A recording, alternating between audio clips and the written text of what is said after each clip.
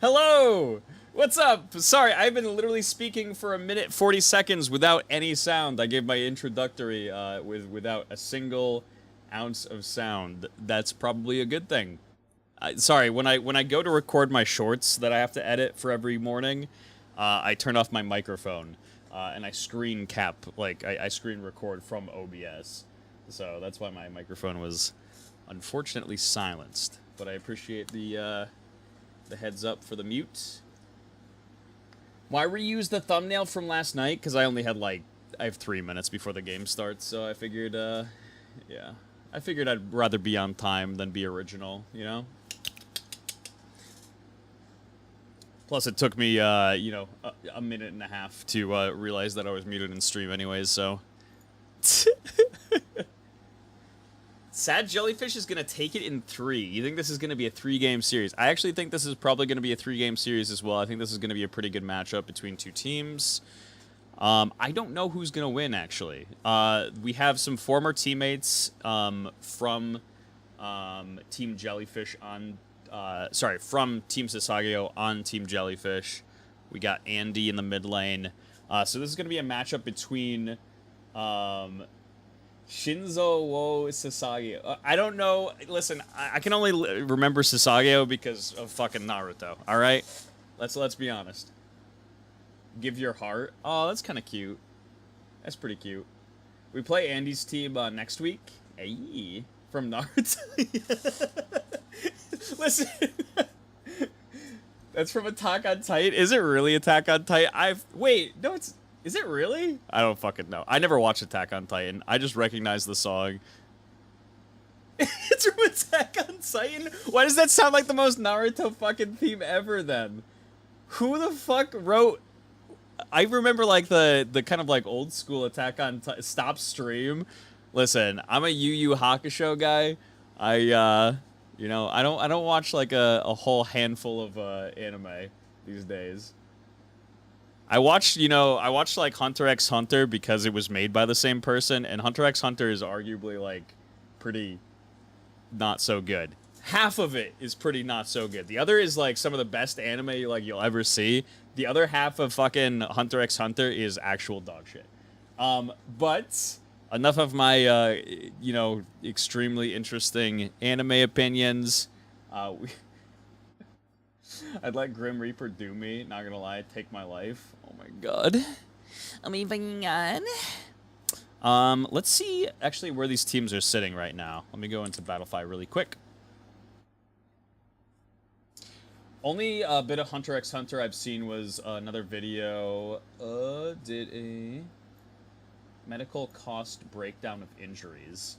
Both 1-1. Oh, okay. Wait, who did, let's see who each of these teams lost to. Team SASAGEYO lost to Scorch. And Team Sad Jellyfish lost to Team Ghost in week 1. Right. Okay. Let's see. Who else did they match up? Mugblood Americans and... yeah, right, and then there was Team. Okay. So this is actually going to be a pretty cool matchup, I think. A couple of things that I'm looking for is this mid lane matchup and the bot lane matchup. I'm not going to lie, Zach, a.k.a. Minus, and Yoda have been looking kind of studly in the bot lane in the games that I've actually been able to watch. And Andy has been... Oh, man. It's been really fun to actually watch Andy in the mid lane. He plays, like, the safest picks, but... he makes them entertaining. What's up, Mono? How are you doing?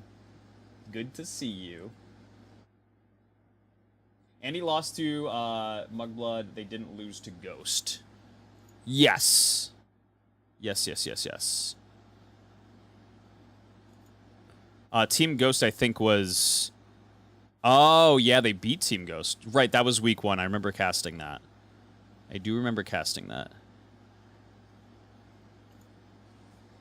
And then Team SASAGEYO lost to Scorch, right? Okay.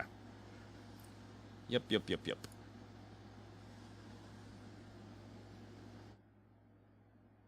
Keep that man on a leash. Get that boy on a leash, I say. Actually, if I remember correctly, let me check one more time, but I think in terms of stats, Dippy is the highest in terms of kills. This man has actually been a bit of a terror. Let me check quick.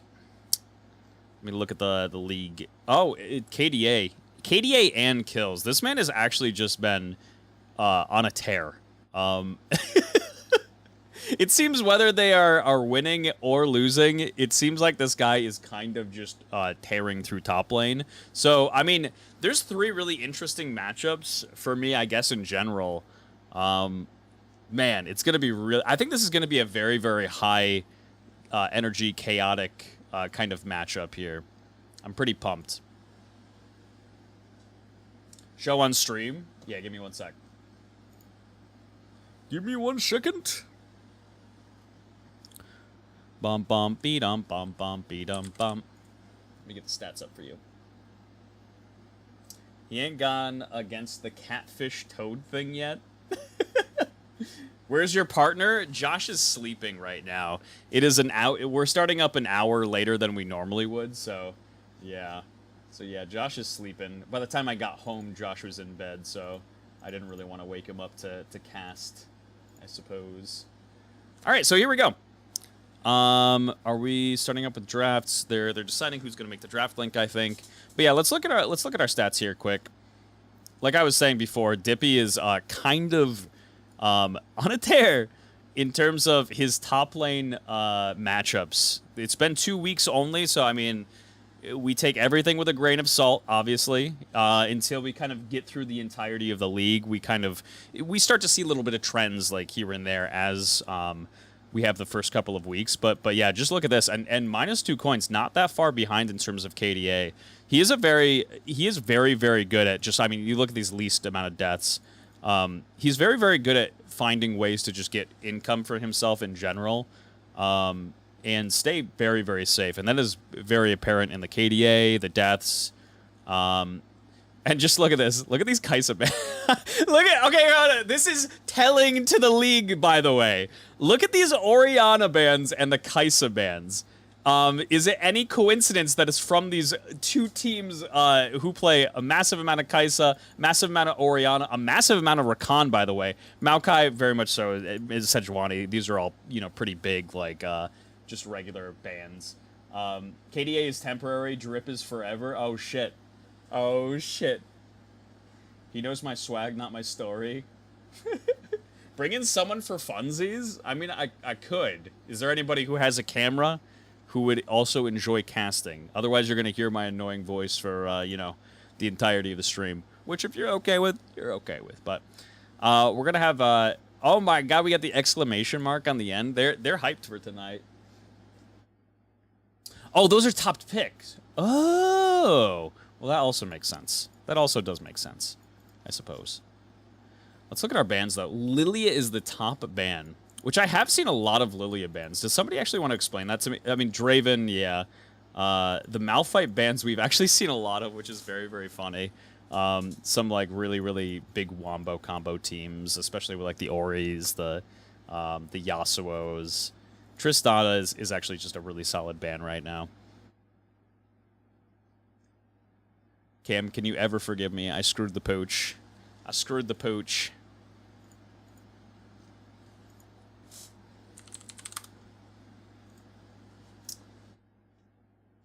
Draven, he's up there. Draven is up there, which is... It's funny to me in the fact that if you fuck up on Draven, you fuck up, like, royally in real life. Like... I don't know. Draven is such, like, a power pick in the fact that you're like, I'm gonna dominate lane. I need to, like, absolutely just, like, sweep lane here. Because he's so risky. He puts, like, such a big target on your back. But people are scared of it, and it's understandably so. But we start off with bans here. We have, obviously, on the team of Sad Jellyfish, they ban out the Kled, which is definitely a smart... You want to ban out these, like, really, really big pocket picks that people just... practice way. I mean, you have like Mage's Fizz, you have Retro's Kled. Like, there are certain picks that you just want to get off the table. They ban out the Yone and the Varus. We're actually kind of target banning bot lane here on this side of Team SASAGEYO. They really want to have a favorable matchup, it looks like, in the bot lane. I'm joining the casting soon. Oh, you're going to start to cast games? Hey, let's go. Let's go. And then we have Camille for the final ban. Not really wanting to deal with that massive dive damage kind of into the back line. I wonder who plays Draven. Oh, God. And then Fizz. Okay.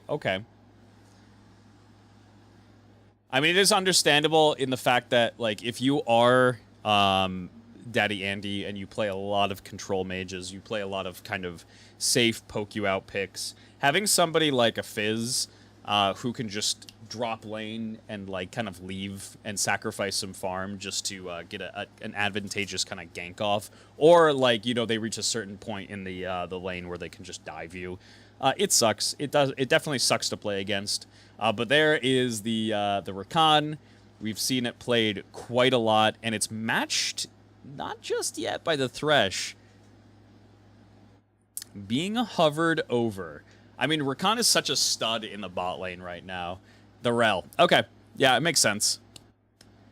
Definitely makes sense. Very... I mean, the Rel can be flexed, technically. But if you have Rel Ashe bot lane, you're seeing a very safe bot lane here. It's I'm kind of interested to see what Team SASAGEYO chooses for the response for their bot lane here.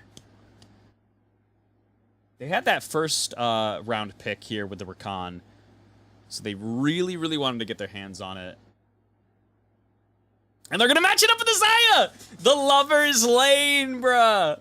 Okay. Alright. Damn, bro. Okay. I like to see it. I'm a pretty big fan of Xayah in general, unless you're having to deal with, like, these massively beefy front lines, right? Even so, like, Xayah gets to live for a very long time. She almost always gets to have her DPS just pumped out. So I'm always a pretty big fan of Xayah. She is very much so dependent on kind of meta in general, and, like, items particularly. But I love seeing Xayah Rakan, and I'm pumped to see it played by Mr. -2 coins. We have the Ahri Victor matchup, which is going to be a massive snooze fest in... I'm just kidding. I fucking hate Victor. I hate Victor so much, bruh. But this is going to be fun. We obviously have the Ahri, which is, you know, very popular pick right now. Victor, who's always been a very stable pick. It's most likely gonna end up being a kind of a farm fest here.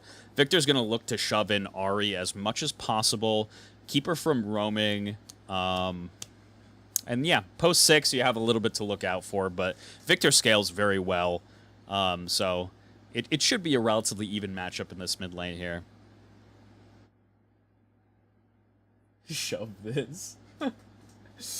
Oh, man. But here we go with the second round of bans. Already we have Cassante Renekton on the side. Here, I'll move my face cam up to the top for now. Oh, fuck, I'm gonna have to move it back in just a second here. Can I Control Z to put it back? Oh! No! I fucked up! Give me 1 second! There we go. We're good. I can Control Z. This is something that I've never known. I can literally just Control Z my camera back in place. We're good. We have the Cassante, Sante, and the Renekton ban from Team SASAGEYO. And on the reverse, we have the Trundle Jax bans. And, you know, the Trundle ban is actually pretty solid here. Trundle, in Frozen's hand, is actually is a very good pick, and it's actually a very good pick into this team comp. I've talked about it very often before. You can see that, obviously, there are 3 squishies, and then you have the Rel frontline right now on the side of Team Jellyfish. Trundle excels in those types of situations, especially if he has somebody like Rakan to just run right into the back line. And we have the Aatrox actually in topside. Who is the pick to even this all out? Are we going to see the Lilia? Lilia's not banned. Listen! Lilia is not banned!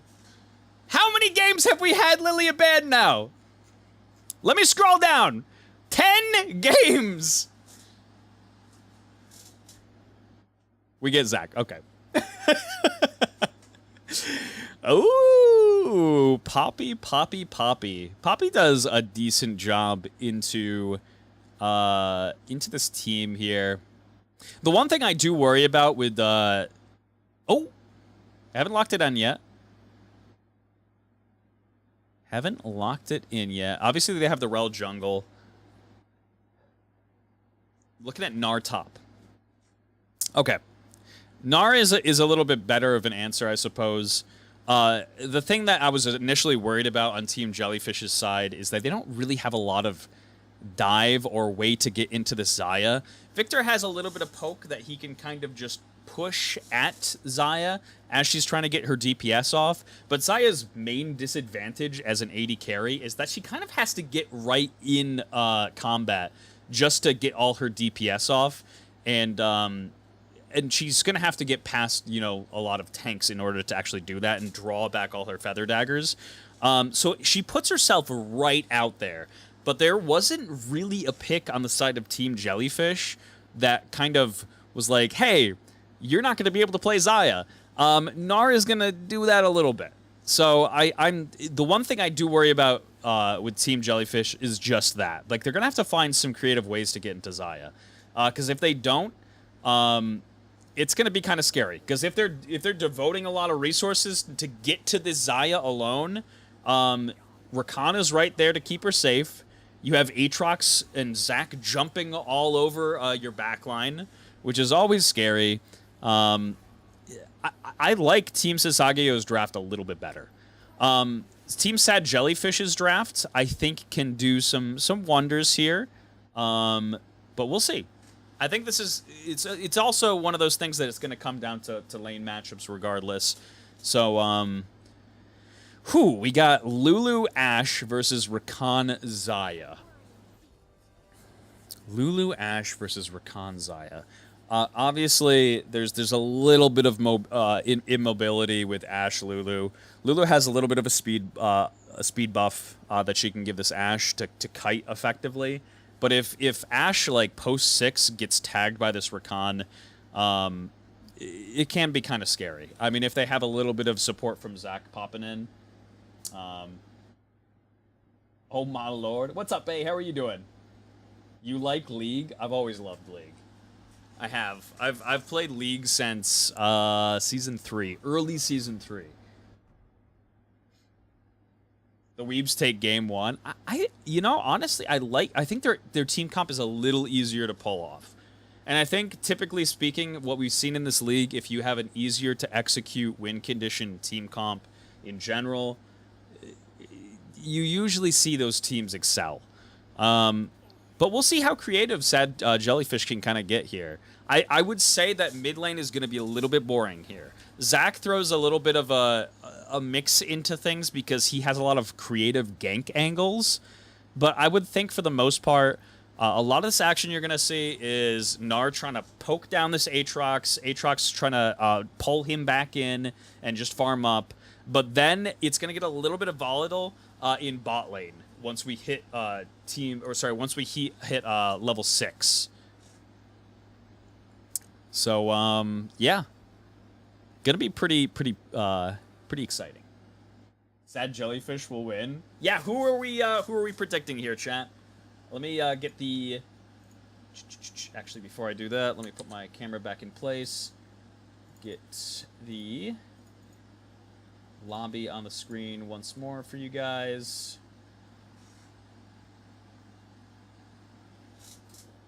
SHINZOU, 100%. Hey, Slasher, what's good? Sasai. Sasai. Ay. How's it going, Lalo? Weebs take game 1 draft gap.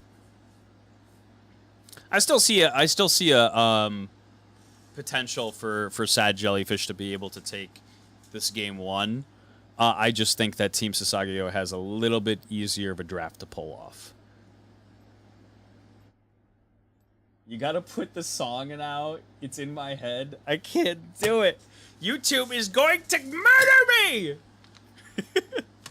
They're gonna copyright strike me. And then I can't stream for a month. Well, I mean, they obviously wouldn't probably just do that. It's very rare of an occasion for them to actually just hit you with a copyright strike. It's usually a record label or somebody working for one of these big kind of... it happened to Lalo recently where he was watching a sports game at a bar, by the way. And he got hit with a copyright strike, which is fucking wild, by the way.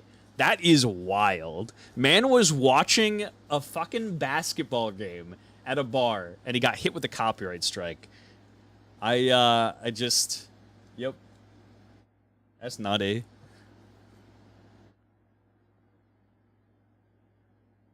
NBA got me.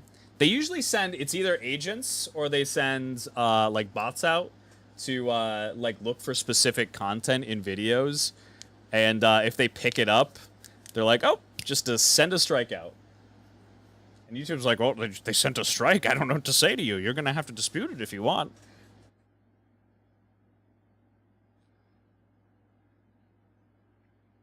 But yeah, damn, I'm excited for this game. There's a lot on the line for this.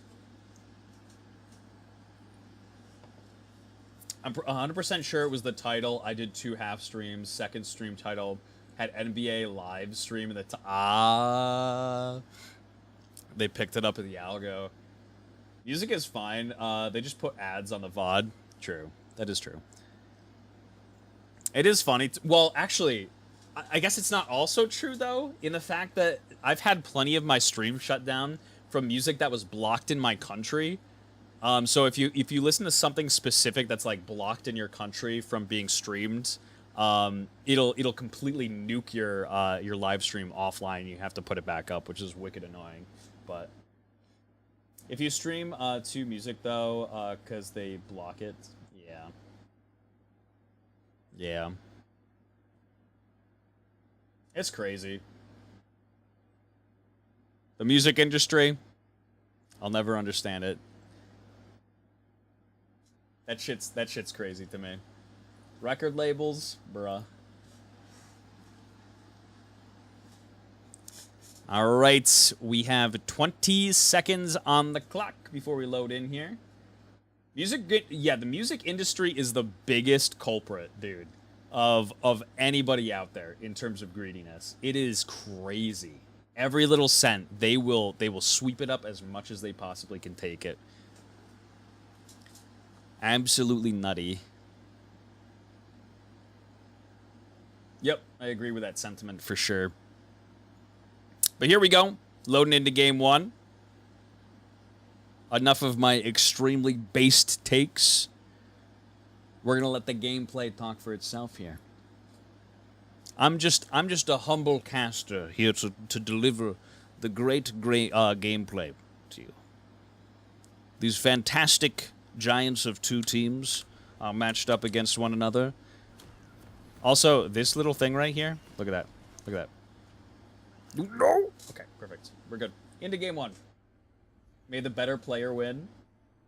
Absolutely. Absolutely.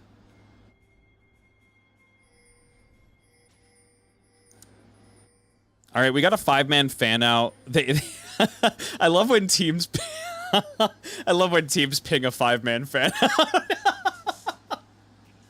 You go here, you go here, you go here. Everybody go to their assigned position. You're like, yeah, I think I know, but...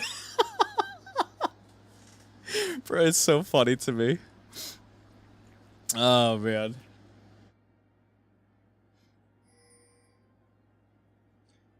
Talking in a TK accent, I see. With Tom Kench. I don't even know what Tom Kench's lines are, but I gotta start practicing them for the cosplay. We're almost there, chat. We're almost there. Just $9 away. All right. Just a very standard 5-man fan out on each side here. Looks like both sides are going to be starting in mirror of one another. They're going to be starting in their blue side, ending up on most likely opposite sides of the map.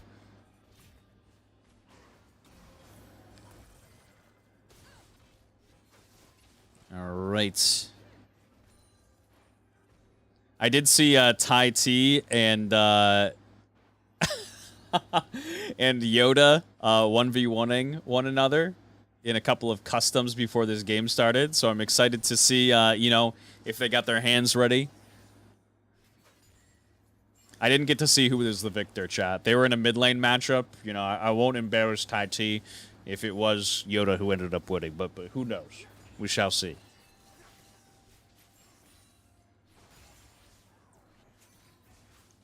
All right, just a fairly kind of safe standard start here.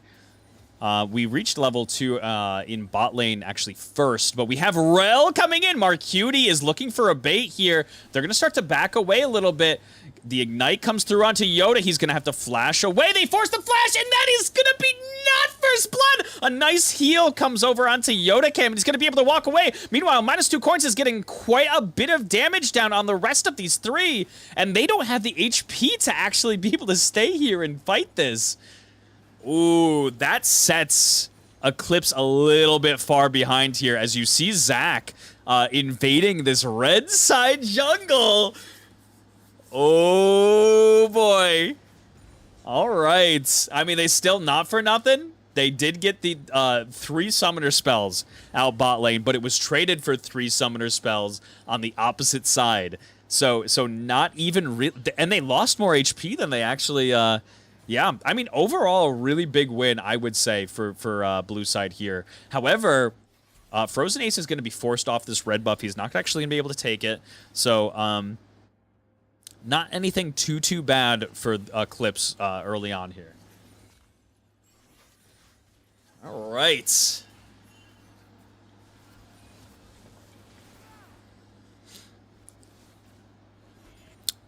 They're going to go right to these scuttles here and match one another. And then Zach is most likely going to be looking to just pick up his red side jungle. Do a full clear. Oh, he's looking bot side. He's just in the area here, just looking for just a moment and then heading right back to his farm. Very smart move. You don't want to spend too long. In the meantime, Retro is looking like a snack up here in top lane. Dippy does have flash, Eclipse does have flash, but he's just gonna head back into this blue side jungle and probably pick up the Gromp, nothing more. This is, it's a little bit rough for Rel early on here as she's not able to find a whole lot of farm. And Frozen Ace, he takes his Krugs and he's once again just in the area for a couple of seconds waiting to see if he can get a gank off. The game is pausing because Riot Client is perfect. There's nothing wrong with it. Riot Client, the like 12-year-old you know, client that's like never been updated. It's great. We all love it. Retro is full health now. He's teleported back up to his top lane here. Not looking like he's extremely diveable at the moment. Rage has worn off on the side of Dippy. So he's just a little mini Gnar. And Frozen Ace is really looking for this bot side gank here. Charging up, he's going to hop on Navis. He's not going to get the knock-up off, misses his Q. We do have a knock-up from Yoda Cam. -2 coins, he knows he doesn't have the flash, and that's first blood on the Ashe. And that is pretty massive when you're Xayah. Getting that small little advantage against a very safe lane can go a long way. Dippy doing his best to just try to poke out Retro Genesis under tower.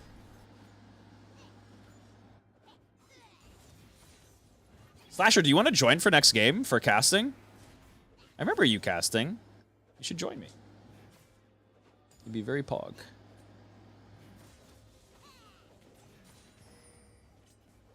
The Weaves will win, 80 carry diff.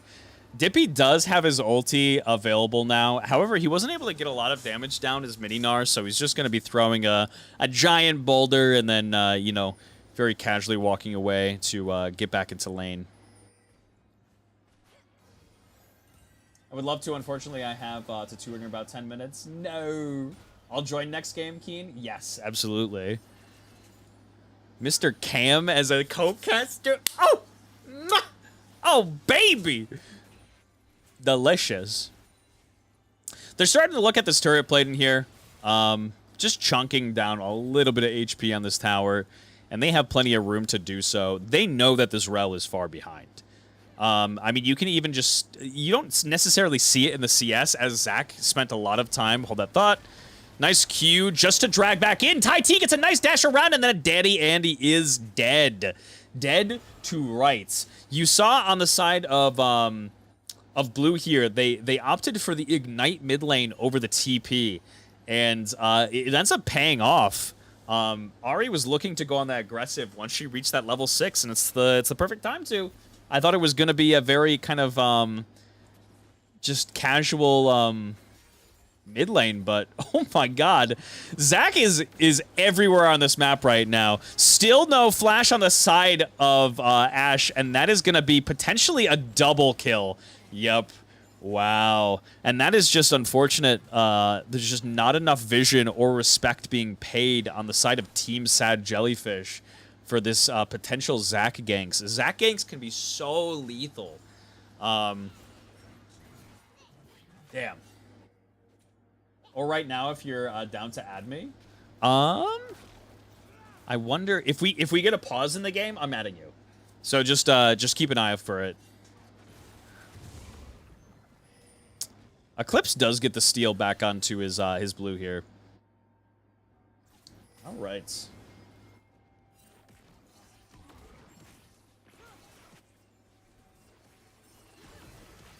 Starting up this Mountain Drake, they are, I mean, 2K ahead at this point.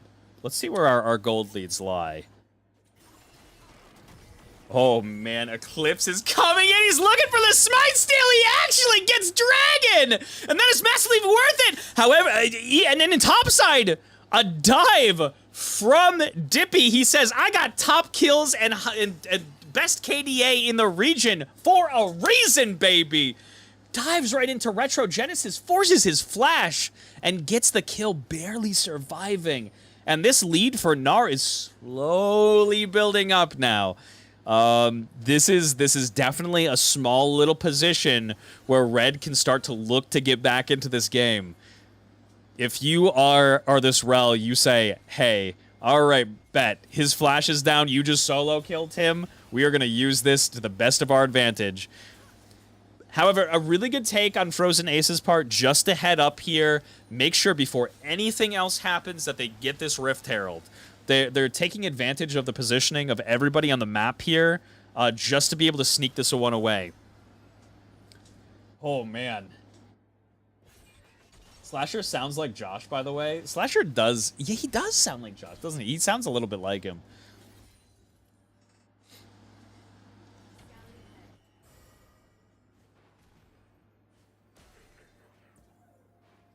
All right. Ari is 2-0 as well. Damn, look at that gold lead in bot lane right now. Working on a full item against almost half an item from this Ashe. Just completed boots. Marcuti.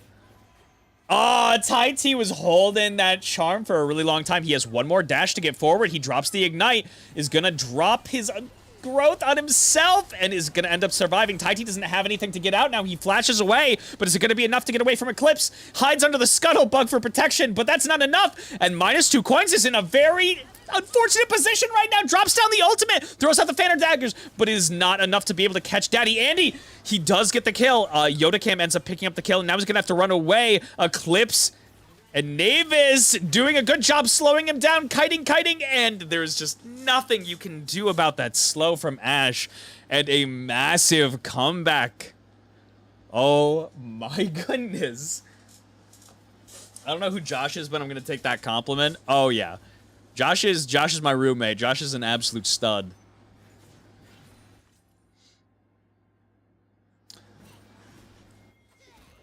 Dippy is just merciless. Yeah, you can see just this small little range and DPS advantage that Mininar has over Aatrox at this point of the game.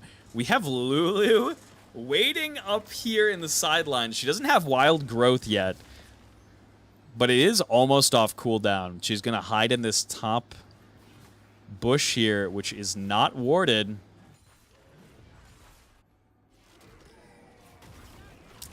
Daddy Andy getting dove in mid lane here. Tai T, is he going to be able to pick up the kill for himself? Autos to death. The Victor and Retro Genesis now in a pretty bad situation. He's going to be able to walk away. All right. Not anything too bad. They are going to be able to get a little bit of turret plating on both sides here, but a kill as a difference maker. Oh, Dippy says, I'm not done yet. He doesn't have the rage. Lulu ends up picking up the kill and it's not traded back over. Never mind. We got a 1-for-1. Jellyfellas versus Mo Yasuo. That Rift Herald's being the big difference maker here. Tai T getting caught out a little bit under tower, but he's going to just try to finish this one off. Has the support of Yoda just to be able to walk away. Yoda is going crazy. We have an Ash Arrow. It ends up drawing out the Ash Arrow, which is a pretty big win. Ash isn't going to have that for, you know, whatever, 30 seconds, but...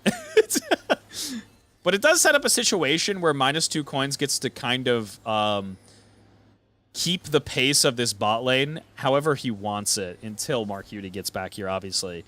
There's not much Ashe can do into Xayah at this point other than just try to throw down her W, yes, W, and just kind of walk away.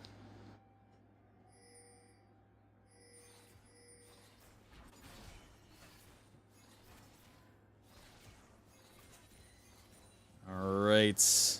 Frozen Ace waiting in the sidelines here. They're going to see Yoda Cam re-enter lane. And if you're Navis and Marcuti at this point in the lane, you see Yoda Cam and you're like, alright, let's just back away.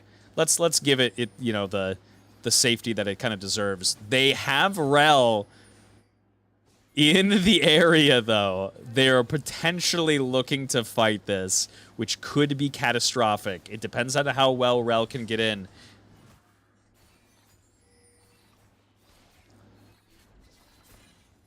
They do have the vision for it. They spot out Frozen Ace. Eclipse is going to hop right onto him. But is this a fight that they're actually going to really want? Eclipse is going to have to run away. Gets tethered right before the wall. And is not even going to be able to flash away even if he wanted to. That Hex Flash now off cooldown. I think, did he actually flash? I don't know if he actually flashed in place. Because that Hex Flash... No, he must have already used it. He must have, yeah. Unfortunate situation. It's one of those things that you have a false sense of security and you miss just the entry of one person just like within the second, you know what I mean? It's so unfortunate.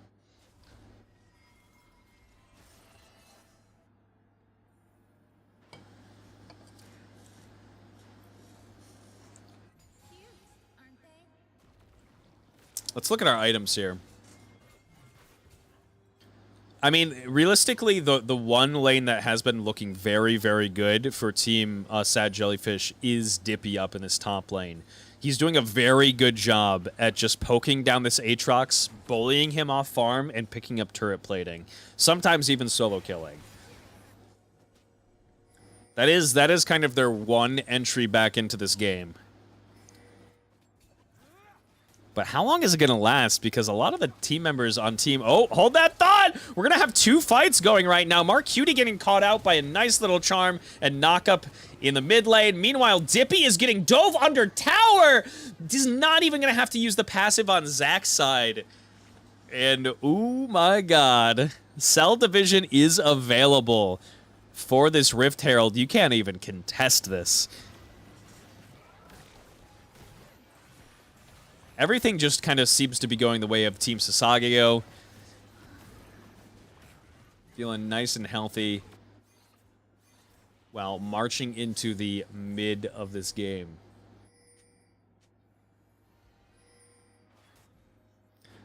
And you're going to start to see, with these turrets going down, this mid lane turret, they're going to start to push slowly their vision forward and start prepping for some of these objectives that are going to be coming up in like 4 minutes.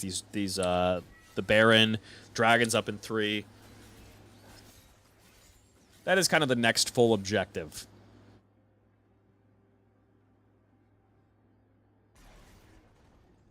All right. If your team Jellyfish, how do you get back into this game? You're pretty squishy at this juncture. You need a little bit more scaling from a couple of your key members just to be able to even stand a chance in these fights. I mean, like I said, the problem with Team Jellyfish's comp, like I said right off the bat, is that they don't really have anybody other than Dippy who can get in the back line and attempt to get on -2 coins. They have to get really lucky with their CC layering if they're going to wish to be able to kill this 80 carry. Draft gap. It does come down to draft a lot. Dippy is really doing his damnedest just to dive Retro Genesis here. Get a couple of more hits with poke. They're looking to drop this Rift Herald down in bot lane, potentially. Not even going to need to, just going to threaten it. Navis has to flash. Marcuti is behind the draw here, and we have a late couple of teleports coming from both of them. Is it going to be in time to actually get something going? Blue is teleporting in now. A nice hop in from Eclipse. Is it enough damage? We see -2 coins. Keep an eye on this guy. He's pumping down DPS onto Dippy. Dippy is down. Eclipse is not too far behind Retro Genesis, however. Oh, Zac is back from the Cell Division. Navis is getting taken down. The Q ends up going wide from Zac, and Eclipse is still alive. The charm finally hits as Daddy Andy is going to have to wobble away. Oh, my God. It's okay. Victor's still alive. There's chance for an Arcade Season 2, but Tai T says no! I'm coming after you right here, right now! Oh my God! Dives him under turret with the flash over the wall. Doesn't even need to expend the ignite. All right.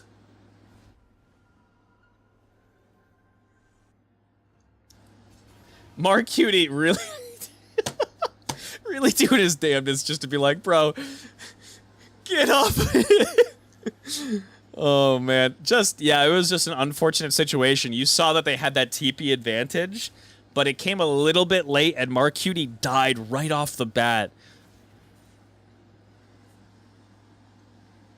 Just a really good heads-up play from Frozen Ace specifically, just to jump in that backline to give them enough presence off that turret so they could take it safely without even having to drop the Rift Herald. Now you get to see they get to drop Rift Herald here completely free and use it as pressure. This is a huge tool just to pick up objectives. Doesn't matter if Shelly gets to do anything here. They still get the dragon nonetheless. They're still trying to guide Shelly over here. We'll see if they overcommit. You have Rel on the sidelines. They do get the dive from Shelly, and it ends up taking the turret. She might even get another dive off as Tai T deletes this poor little Yordle. Oh my God, Lulu's poor little body. And that is Inhibitor Tower down. The amount of pressure Blue side has here just to feel safe to go get this Baron is insane.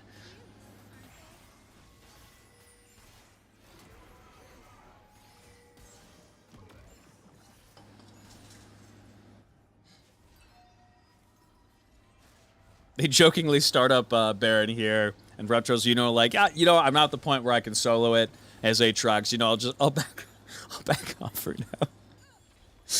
Oh man. Always good to look for that 20-minute Baron, though, if you're that far ahead and you can just kind of sneak it. It's always worth a shot just to look at. Look at how massive this Ahri is, by the way. Look at these items. She even has the stopwatch in her inventory just to stay safe. 10 stacks. Oh, man. She is lethal. Damn.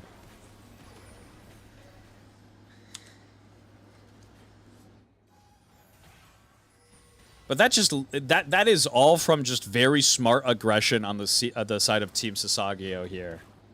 Just to know what they can kind of get away with.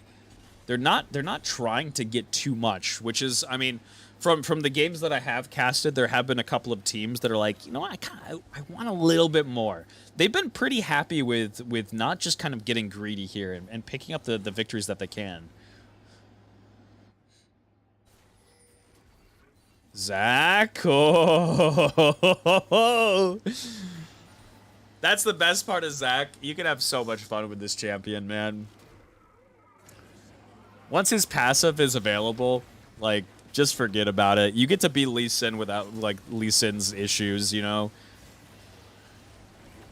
All right, we got TP from Dippy here. They're going to have to start to back off, but they're perfectly happy just getting that TP. That is a major victory. Not getting too greedy here and just backing away. Now Dippy does not have TP to expend when he's matching Retro Genesis, so he's going to have to be right on top of him. Tai T jumping over the wall ends up missing the charm. Tai T. Oh, no.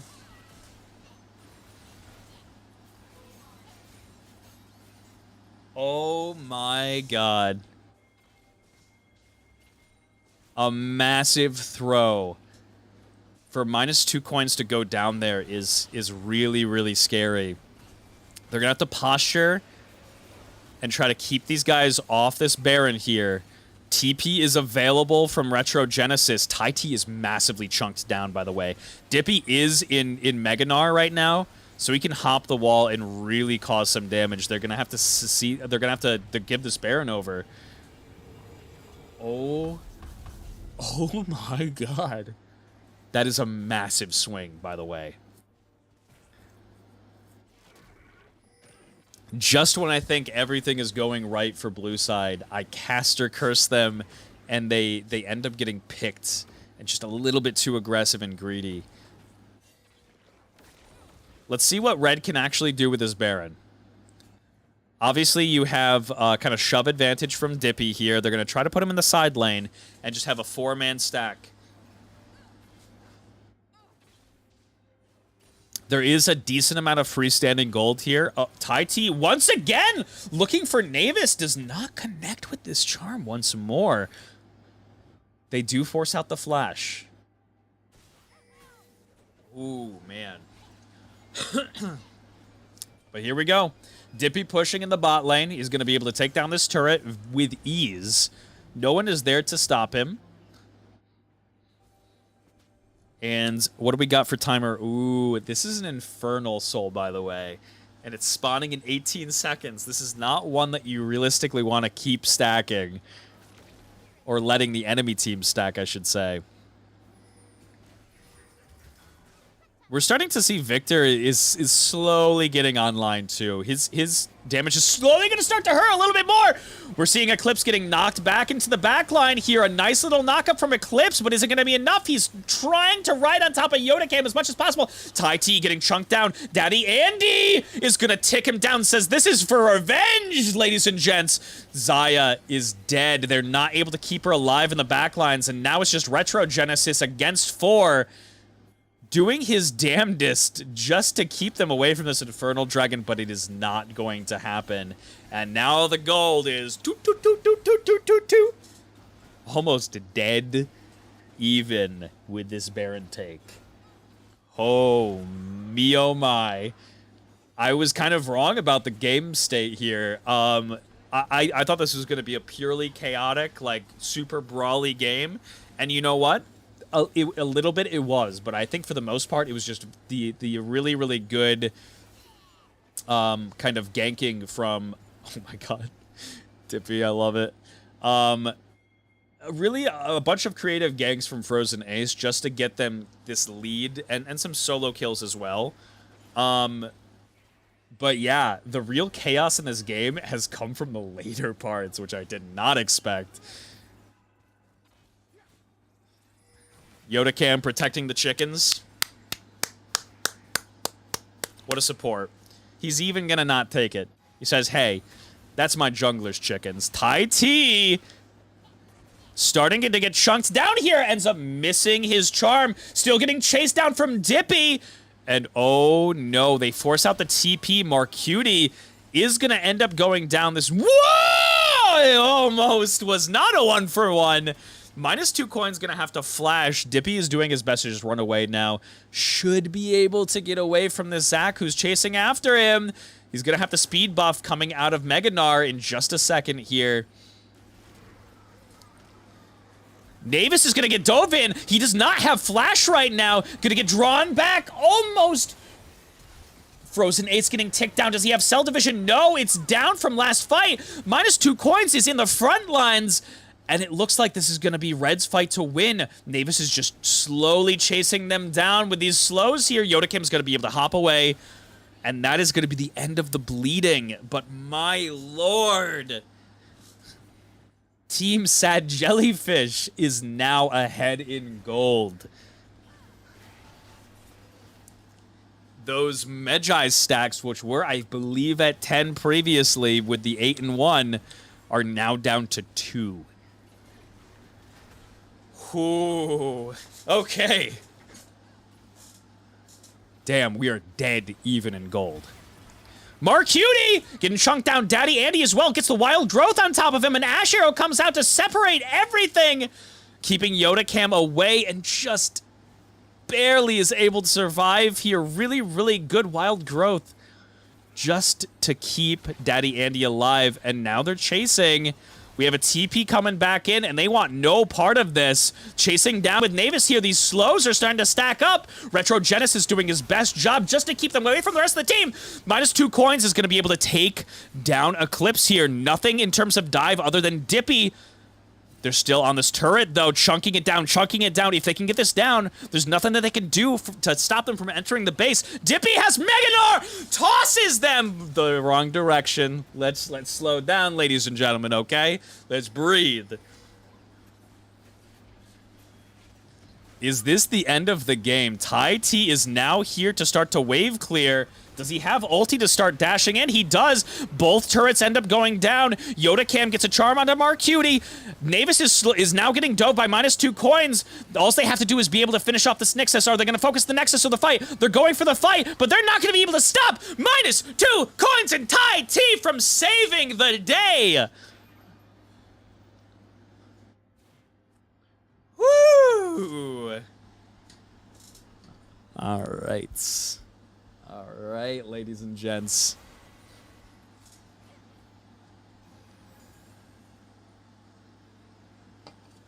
Damn. And just like that, blue is now slightly ahead in gold. At this point in the game, none of this matters. I shouldn't say none of it. It does matter to a degree with item spikes and little power advantages right now. But my lord, you see how close these fights are right now. We got 41 seconds on this Infernal Dragon. Is Team Jellyfish going to yet again be able to stack this Infernal Dragon? Oh man, it looks like they're actually just setting up vision on Dragon. Or sorry, on Baron. Red is slowly, Team SASAGEYO is starting to push their vision up here for Dragon, but they're not even there. They said, to hell with Dragon. We're looking at the big objective here. You might be able to move to Soul Point. Oh!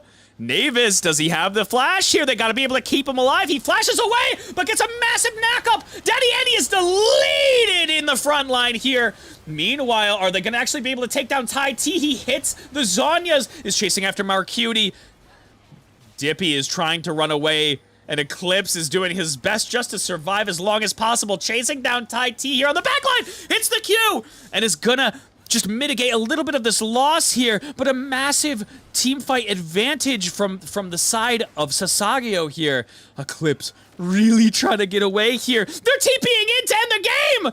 Oh, I mean, they're TPing in to try to stop the end of the game here, but they're still chasing! Dippy is ending the game! He's about to hit Meganor, and that is it, ladies and gentlemen! Game 1 goes to Team Sad Jellyfish! No way! Dippy is a stud!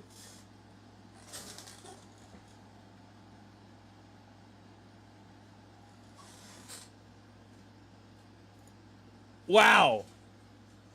Wow. Oh.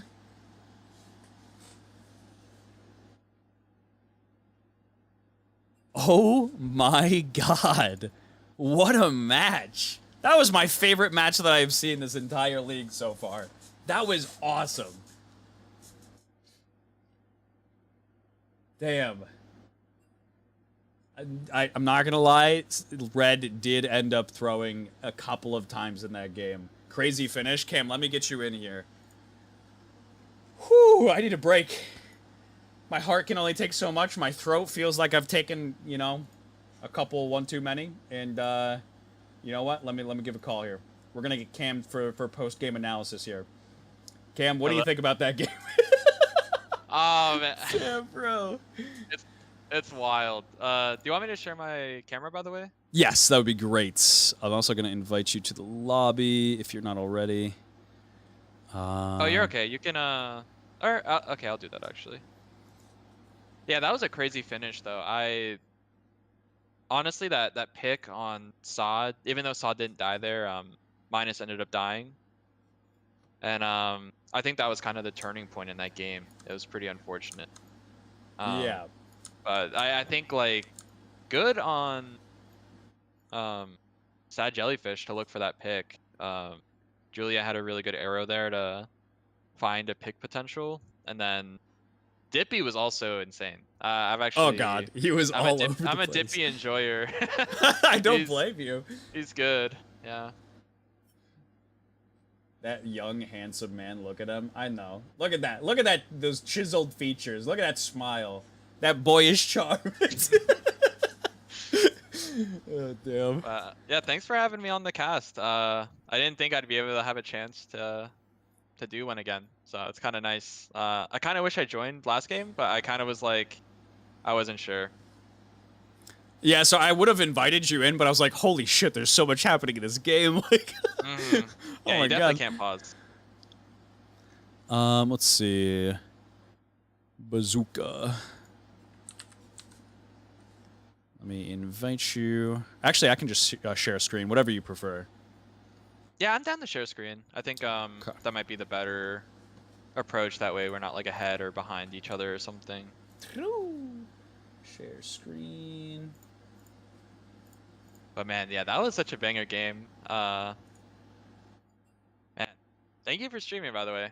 It's honestly, it makes it really more alive for every other game as well. Oh yeah, no problem. Anytime. I love it streaming these games. Feo Seoff has a... Yep, you got it. How did you know? The real Feo Seoff. I'm trying my best to fill in, guys. Make your camera just a little bit I do miss Josh. I felt bad. Yeah, I came home and he was just asleep, so I was like, oh. Oopsie. I think, wow, they already started draft here. Oh I think, my goodness. Yeah, honestly, I really like SASAGEYO's draft last game, playing against them and talking to a lot of their members. I feel like that was kind of a comfort draft across the board. There wasn't really a champ that they didn't like playing. So I thought going into it, they kind of had the edge there. And even in their skirmishes, they played really well. So it'll be really exciting to see how they bounce back here.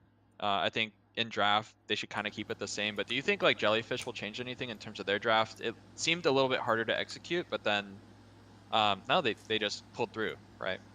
I think something that was pretty dangerous was the fact that they picked a pretty safe, just kind of lane draft for like mid lane. They had Daddy Andy on something he was very comfortable with, but that Zach was just able to find so many little creative gank angles. With the Ignite kind of advantage just for lane, he just wasn't able to stay safe. That Ari got so fed so early, right? So I mean, that's realistically the one thing that I would really look out for. They kind of had just like not that added pad of safety. They had a nice kind of advantage going in their top lane for Sad Jellyfish, but Yeah, no, I'd agree, definitely. I think like that's one big thing on Sasageyo's side is if they pick something with a bit more gank pressure. And yeah, I think it's kind of nice, like into Rel, especially when it was kind of known it was jungle, you can kind of pick something safe like Zac and just kind of be like, okay, like I can kind of farm my levels here and I can look for a gank potentially level 4 and up once you get your extra point in E. And overall, it just seems yeah, it just seemed like a pretty comfortable draft. That first gank by Sad Jellyfish's jungler was really good. The 3 camp in the bot. yeah. Um, I definitely think it caught Sasageyo's bot lane. Um, kind of just just kind of caught them in general. Like I know for me, I was like I definitely wouldn't have expected a 3 camp in the bot there. Oh my god. And so far, it just seems like salty run back. Yeah, Which it is I definitely honestly salty think runbacks. I think it, hey, I think Sasageyo definitely had something going there. So I think it is good to see if, yeah, they can run it back again, hopefully. I do think Poppy was an interesting hover Yeah. earlier, but it was kind of unfortunate. Dippy was probably like, hey, man, like, we kind of need a bit more damage. If I pick Poppy, it's kind of good for team fights, but in Yeah, terms of damage, it could be awkward, right? it is really hard because he did need something that had to deal damage that can also kind of access the backline. I think Gnar was the right answer. I think it was pretty good. We're seeing Victor here again. I wonder if Sod just answers back with the Ari. It kind of seemed like, oh, the Twitch hover. Hello! Nice. And we see Kaisa being hovered. That's also good here. Pretty traditional matchup. Whoa. Okay. Oh boy, we got the pocket jigs. Yeah, boy. What do you think about this, Keen? Actually, I kind of love it. I'm here for it. I mean, last game having to kind of be on Ash duty. Ash duty feels like Ash duty. Let's be honest with each other. I mean, there was a couple of really nice Ash arrows that definitely secured team fights, like no doubt. But having to play that Ash into Zyra Khan, man, it feels a little bit bad. Yeah, I agree. I think like with Jinx, there might be some moments where it is easy to get dove on, but at the same time, usually you take Ghost. So it's like with the rest that's going on, hopefully she can flourish in the chaos kind of deal, just in the back, just shooting rockets. And Xayah is pretty short range, right? So I think like if they are gonna play standard front to back, I do kind of like the Jinx here. But with what kind of Sasageyo went with last game, they're probably gonna go for some more dive here. I don't know if they follow up with the Zac again. I think it was really good though, and I think it does do really well into Victor and Jinx. What was their second half bans here? They had that Cassante. Yeah, and then Trundle. Right. It was Trundle on the side. Sad Jellyfish. I wonder if they try to get rid of the Zac, but I mean, I did think that Trundle ban was actually pretty solid. Yeah, it definitely forces a lot on Rel early because Trundle can just invade and yeah.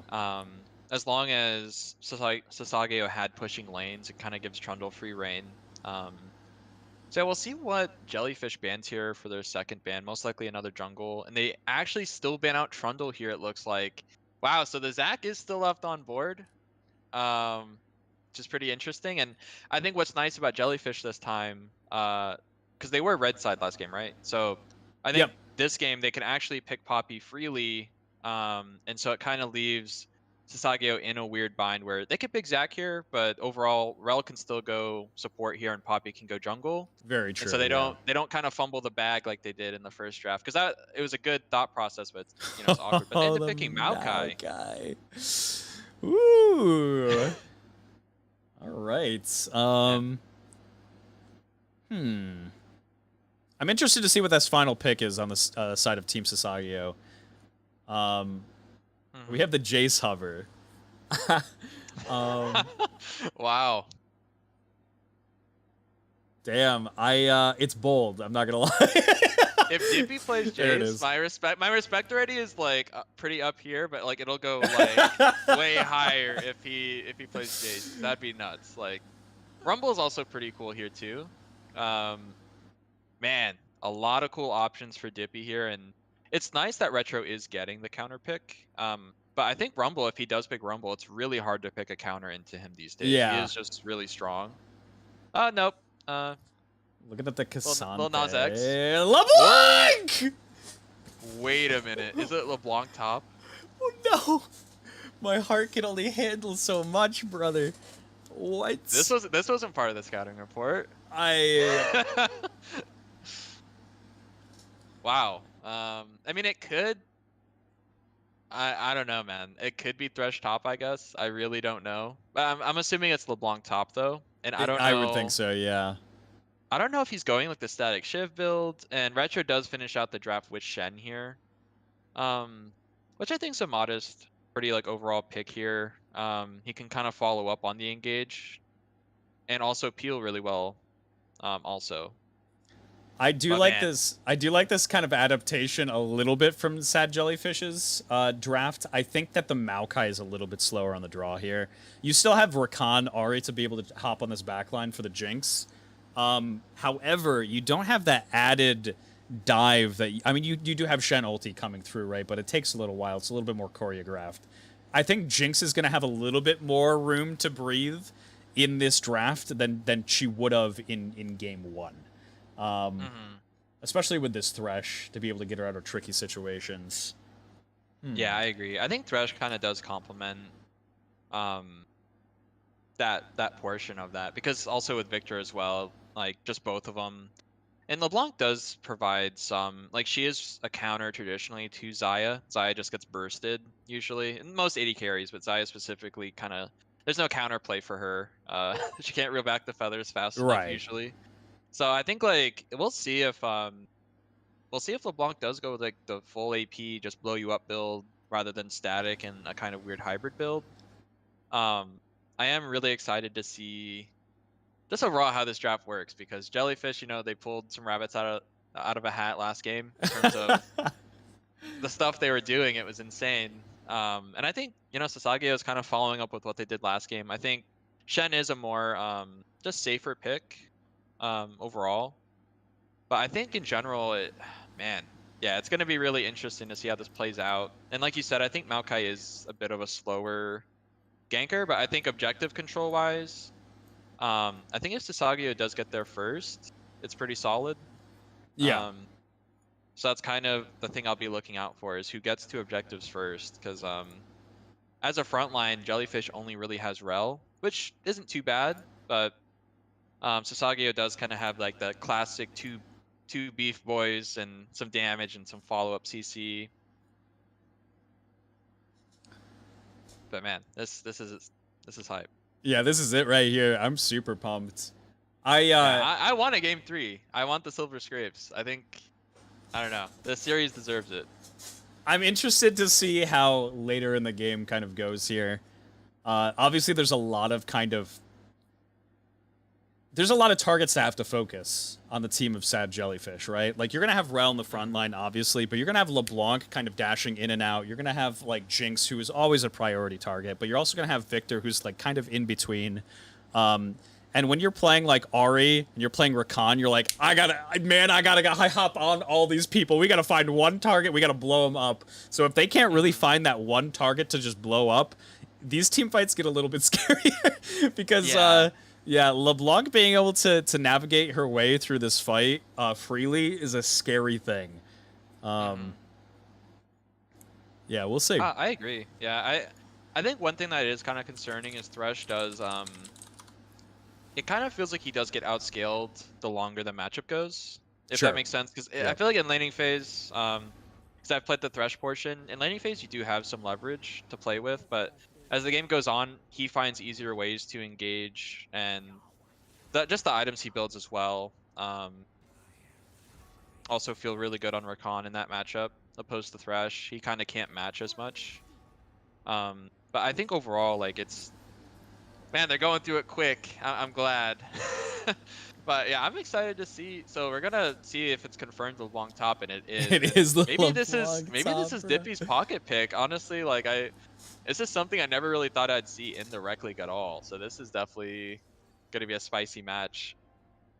I remember when AD LeBlanc was a thing for like the longest time ago, and people thought it was the silliest thing, but it started just tearing through solo queue. And now we're probably going to see that nice hybrid build come back. I don't think it's going to be a full AP build, but I could be, yeah, I could be completely wrong. I think Yeah, I mean, like you said, we will see like that static. yeah, I think it's tough because if LeBlanc does go the AP build, then it's just easily a Mercred's angle for Sasageyo, and that never feels good. Like you're not gonna deal damage for like the whole like 25 minutes um until you get pen. So I think that's like one big thing. It's probably gonna be what you like, AD LeBlanc to an Hmm. extent. So I'd like to see how that plays out into Shen. I mean Shen usually does not have like a lot of winning matchups. He's kind of on the losing end, but he kind of makes up for it for later, right, with his Stand United. Right. So I'm just really excited to see how this goes. And man, yeah, I think the positioning of Daddy Andy here and Navis is going to have to be top notch in these team fights. Just like you were mentioning earlier with Rakan and Ari, Maokai included with the R. It's like someone's going to have to take those tree branches Yeah, when they're rolling on the rift. and you only have one Thresh Lantern, like. Yeah, so I think that's like one big thing. It's like Mark Cutie's, he might be on the back end where he's just like, all right, I just got to tank these branches, and unfortunately, it's for the cause, right?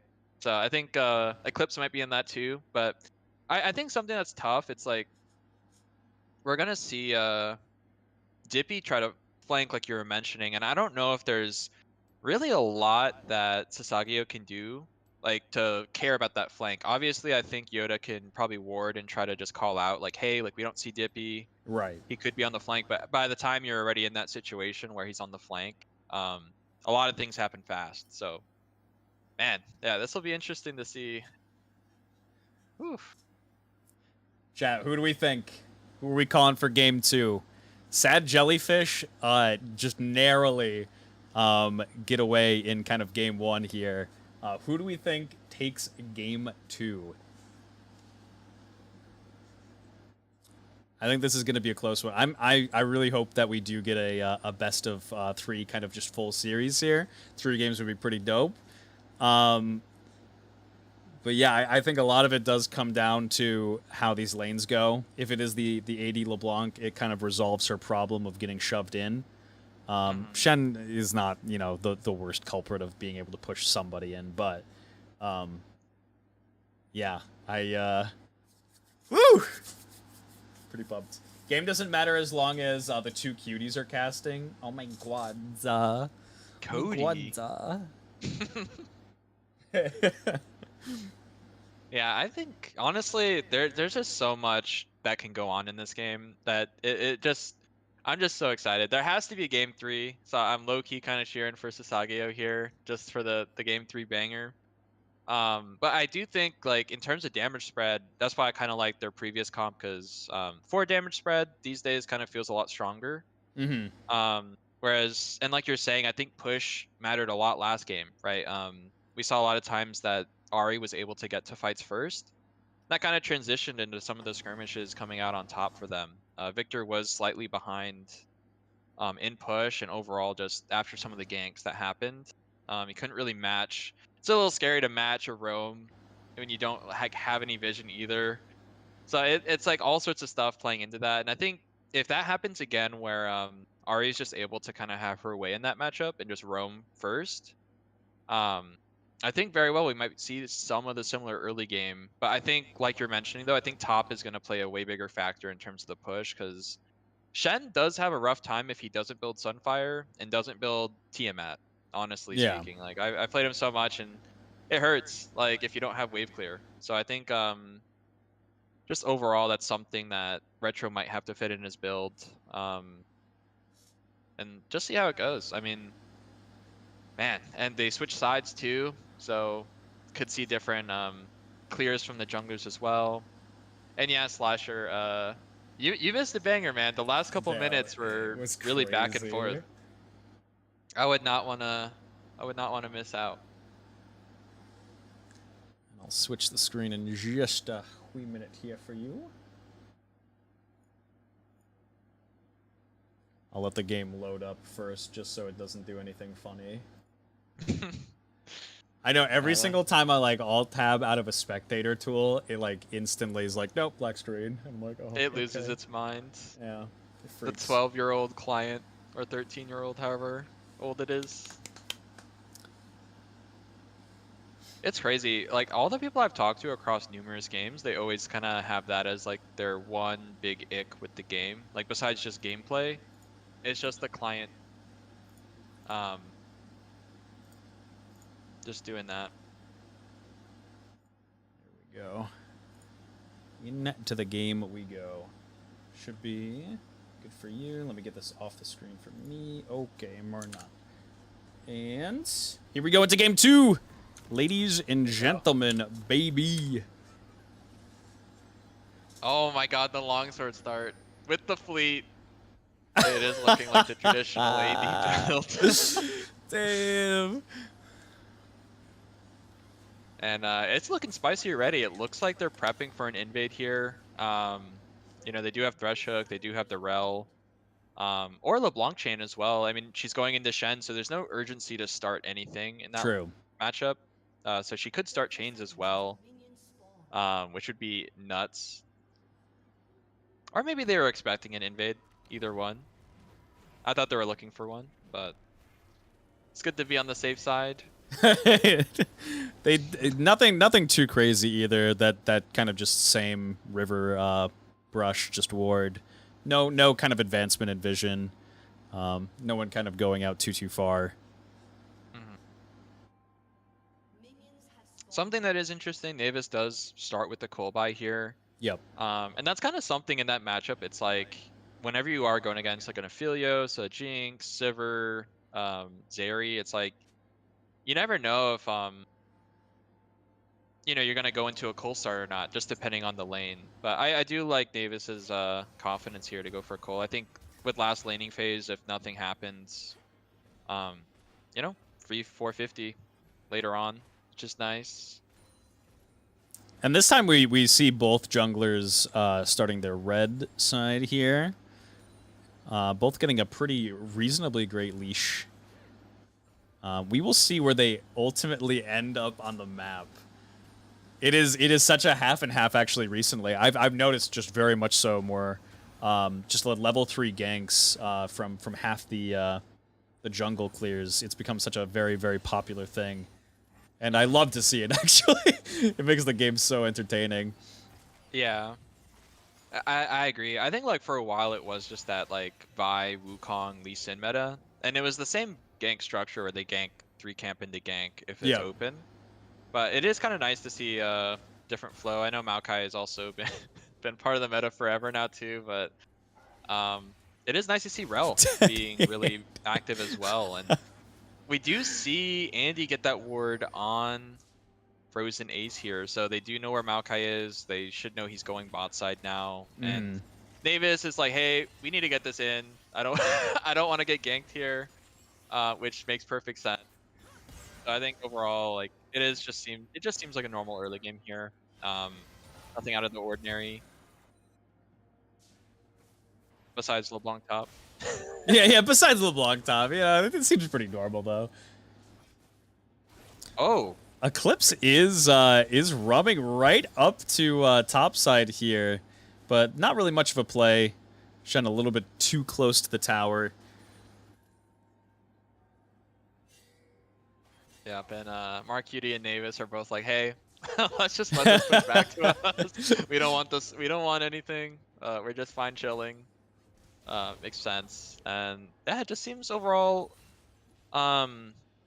Dippy having push here is pretty nice for first Herald whenever that happens. And it is nice Retro's not falling too far behind, which is good. I think that's a really good sign here. Oh yeah, for sure. Ranged melee matchup. The one thing I actually really do like from Dippy as well is that I'm pretty sure I did see him take the Demolish. on this ranged advantage that he has in top side. So we'll see probably a couple of turret plates go down here early on.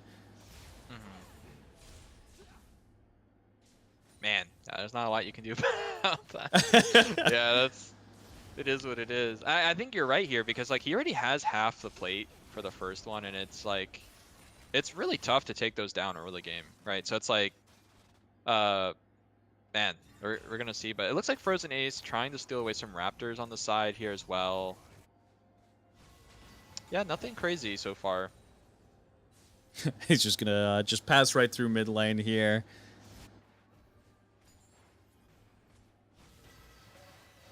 And right in time for his chickens to kind of spawn for him. But yeah, damn, we are seeing it already happening here. Almost, it's building up to about a 300 gold lead in topside. Eclipse is looking here. They are hovering this wall. just to make themselves look a little juicy. Oh, throws in the Thresh Lantern, gets a nice little flay in. Yoda Cam is going to be able to dash away, but ends up getting grabbed. Is he going to be able to heal off this damage? It is just barely going to be enough. He hops away. No! Wow. The last tick of the ignites.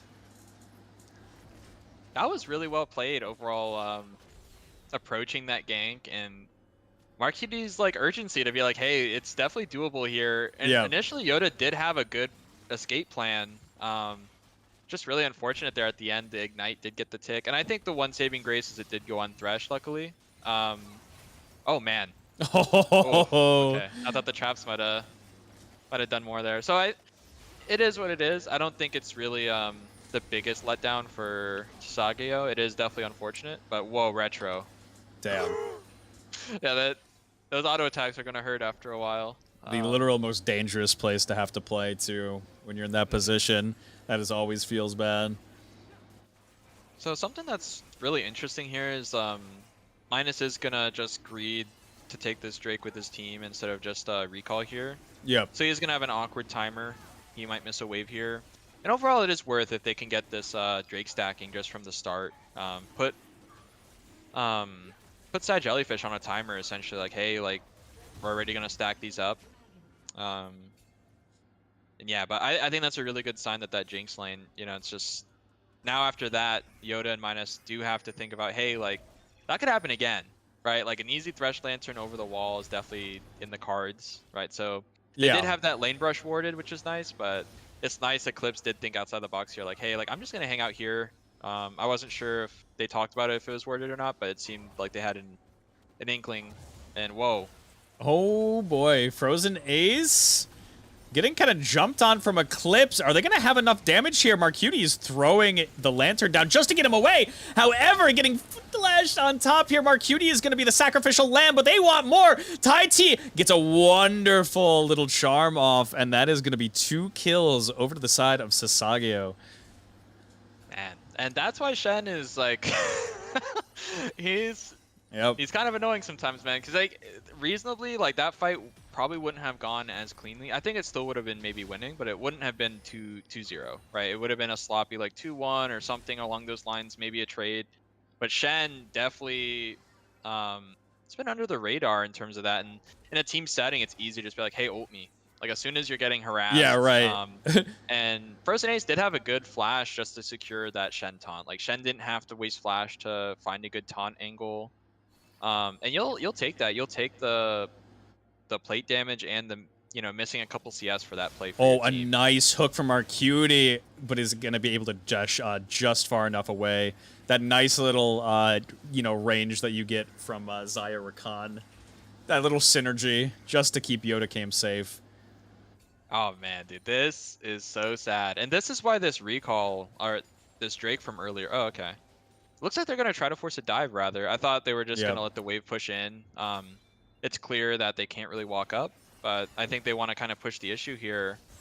The only thing is Daddy Andy is in base. So if something does happen, Tai T is there first.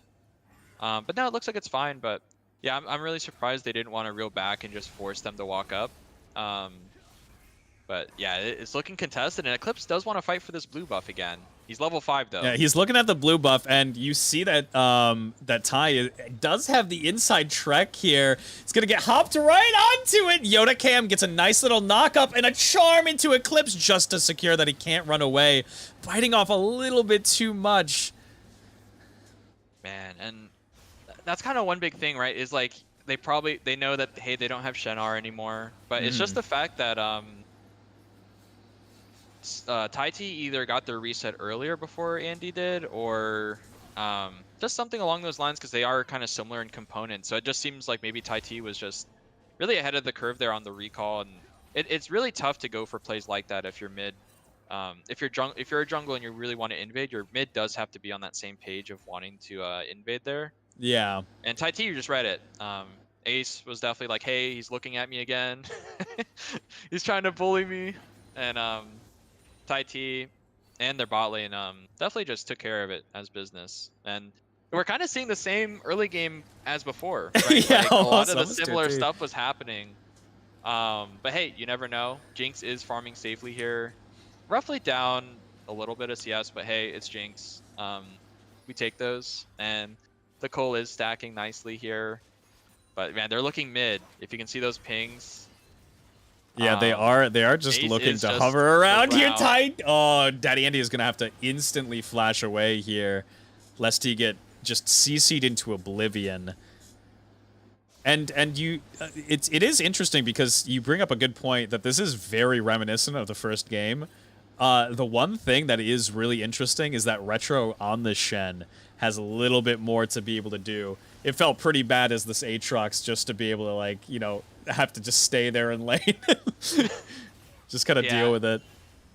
I think that's like one big thing about Aatrox is, like, unless he's in a really big counter matchup, his early game's actually a lot weaker than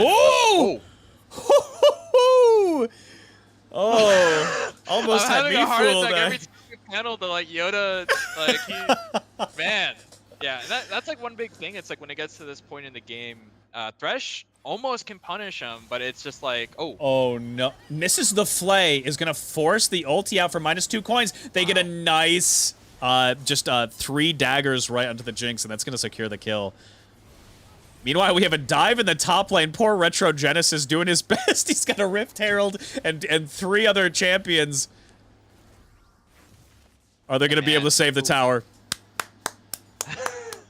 so much crazy stuff just happened in the last, like, 30 seconds. It was like, yeah, initially I was going to say it's hard for Thresh to look for plays, because Rakan's just so fast. It's a reason why Rakan counters so many champs. Whoa.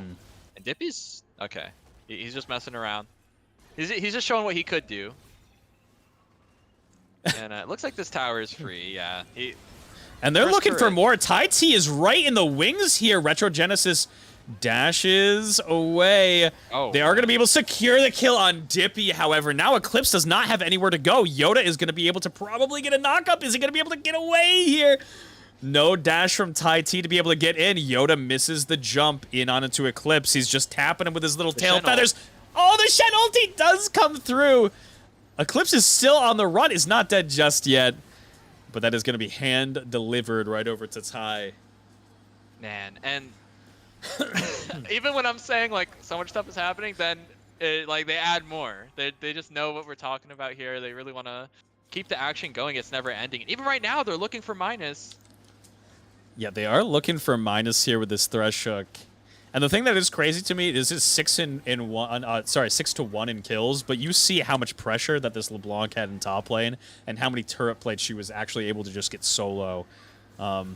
Just to equate, oh, Marcuti a little bit too ahead of his team here and ends up getting CC'd and killed. Frozen Ace is looking for Daddy Andy here. He is just way out of position. Now Eclipse trying to just walk away here. They still have the chance to potentially... Oh! Yep. Ooh. Okay, hopefully I can analyze what just happened in the last, like, 3 minutes. That was, like, insane. So, I guess just to start off, in terms of the bot lane play, like the 2v2, that's kind of what I was mentioning earlier when Minus and Yoda had a good thing going for them there in that 2v2. It's like, it's really hard to catch out Rakan, because he can dip in and out. Like, he engages on you, goes back, it's really hard to punish that as Jinx and Thresh there. It's just like there's only so much you can do while you're trying to hit them.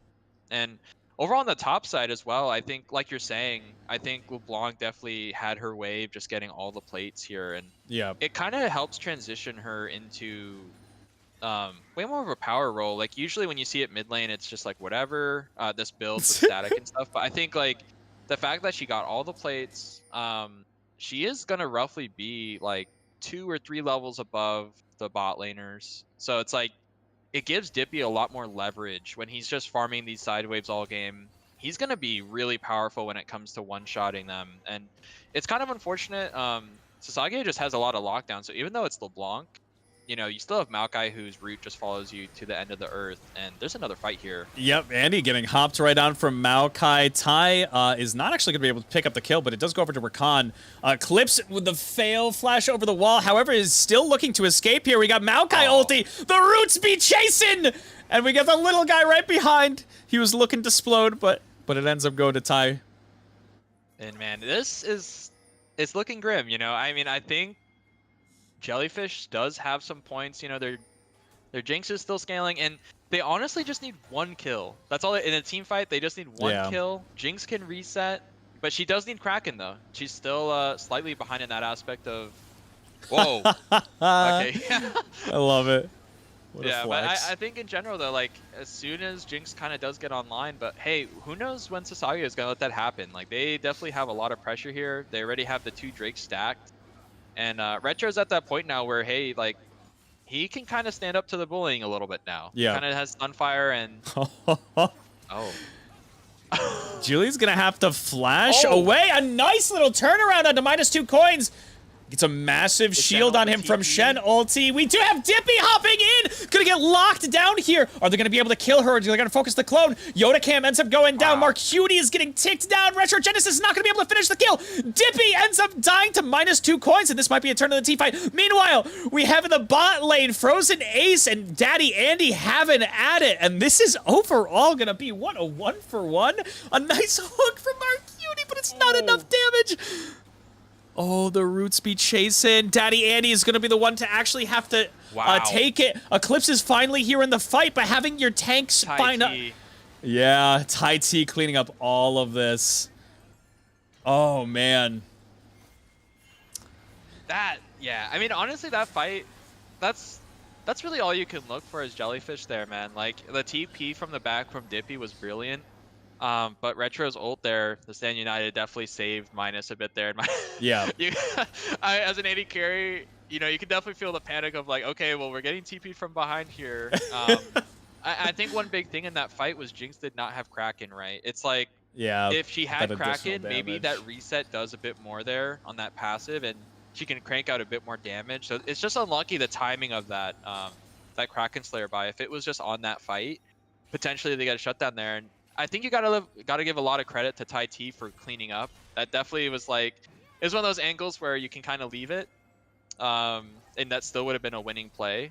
But he definitely went in and just get that used triple the Spirit kill Rush. in the back. Yeah. Yeah, and it is looking kind of grim now in terms of items. Like the team comps themselves were what they were, but now now you're gonna see people getting stat checked from items, and LeBlanc's lead isn't gonna be as big as it was. That was the thing. Is back when it was 6-1 and dead even in gold, it was incredibly deceptive as the gold was just completely on this LeBlanc. So LeBlanc in that 1v1 matchup, she feels like comfortable to do whatever she needs to. But as a 4-stack, they are not staying safe. You see it happening again and again. Mark Cutie's going to get chased down here. They're going to gift this right over to Tai. And oh, man. Yeah, and that's one big thing. It's like, if this happens where Sasageo kind of does have a lead, it is really tough to walk into Maokai, and Marquita is kind of left with very bare options. It's like, hey, are we fighting for this or are we giving? And if you are trying to ward for it, if you are trying to fight for it, you're gonna be the guy just the fall guy in that situation. And sometimes Eclipse as well, but it's like that call just has to be made where it's like, are we just gonna sit back and scale? It is relatively still a 5k gold lead, so it's not completely game over yet, but this is the thing about Maokai. It's just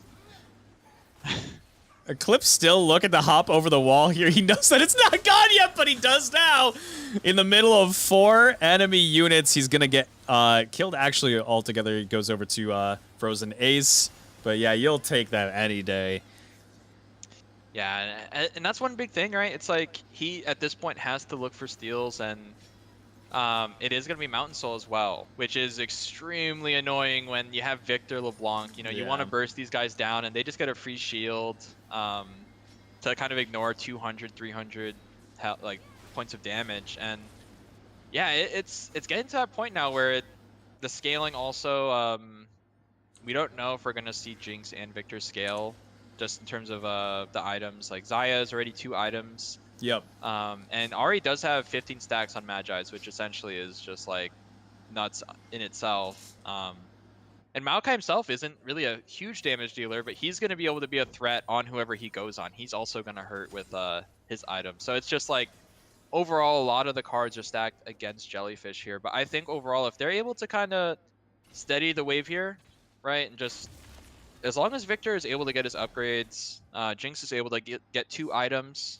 You know, they're not, I wouldn't say they're completely out. And you still have LeBlanc. She just completed her Ludens here, so she could put a lot of pressure here. And we're gonna see pressure put on Baron here, and I think this is a dangerous call.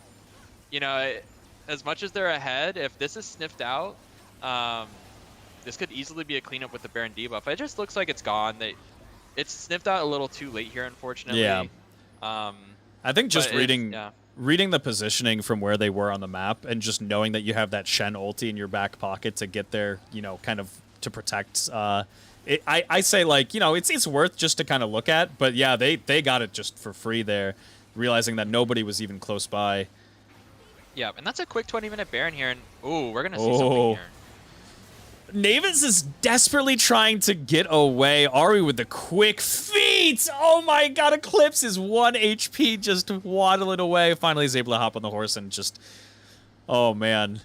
That's unfortunate too, because as Jellyfish there, you kind of want to secure at least something. Like Andy right here, he's trying to get this bot tower. He's like, hey, like, we lost on the other side of the map. At least we can get something. And mid turret is the most important turret in the game. That tier 1, if you can bust it down, it helps secure vision for you guys. It makes the map a lot more safer, a lot more dangerous for the other team. But you know, it's kind of just Steam Train here. As soon as SASAGEYO got the lead this time, they said, hey, we're not gonna make a throw here. We're gonna keep it solid. We're gonna even just right throw here, down that like, Maokai ulti. Yeah.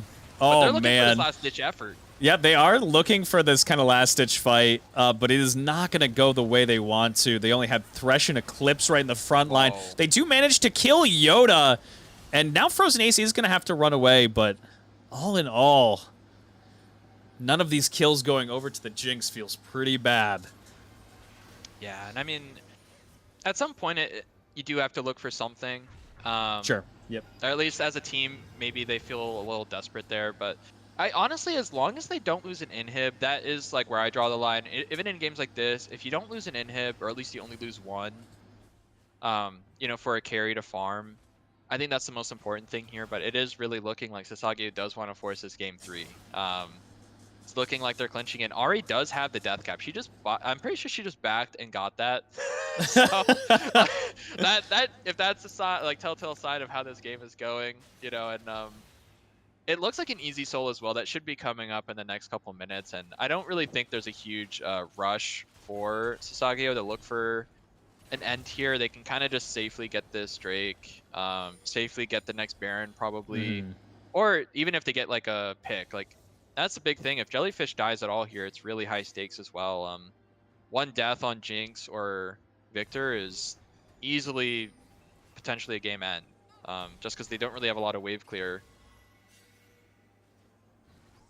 Man, I'm so scared for Eclipse, man. Yeah, you can see how hard it is to just push into... You have double saplings, just vision up the wazoo to just trying to keep them away, and it's so hard to walk in here. Yeah, and Shen likes these... Oh, and Shen really likes these situations where it's like, hey, like, my team is just so ahead, I can actually flourish in the split push. Like, Shen isn't like an intense split pusher unless he has Titanic. But it's like in situations like this, he's like forcing attention to him as well. So you kind of can't leave him alone for too long.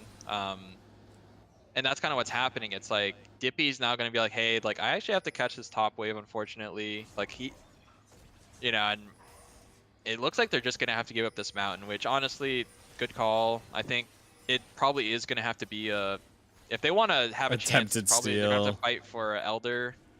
Oh man. Because it just looks like this is gone. I don't, man. The saplings. He's looking for it. They know that it's not down yet. There's dragging it out of the pit here. Eclipse is going to have to hop on through! Oh, perfect timing, but just nice smite fingers here from Frozen Ace. Yodacam is going to end up surviving as well. That is a 2-0, and they can start to look at this base. Yeah, and it's tough because in that situation, you don't want them to have soul either, right? Like, even if it is like an Elder sort of game, yeah, you have people who are really under-leveled. Like, who knows if you can wait that extra 5 minutes for that Drake, right? It's like, there's such a timer in that aspect of like, it's not like Ari and Zaya are getting any weaker, and right. it definitely is tough. But again, like, as long as they kind of keep it like this, like, if they steal Elder or Baron, the game goes, I'm not going to say completely different, but it's a lifeline. So we'll see what happens, but man, it's tough. All right, we have Baron up in a minute.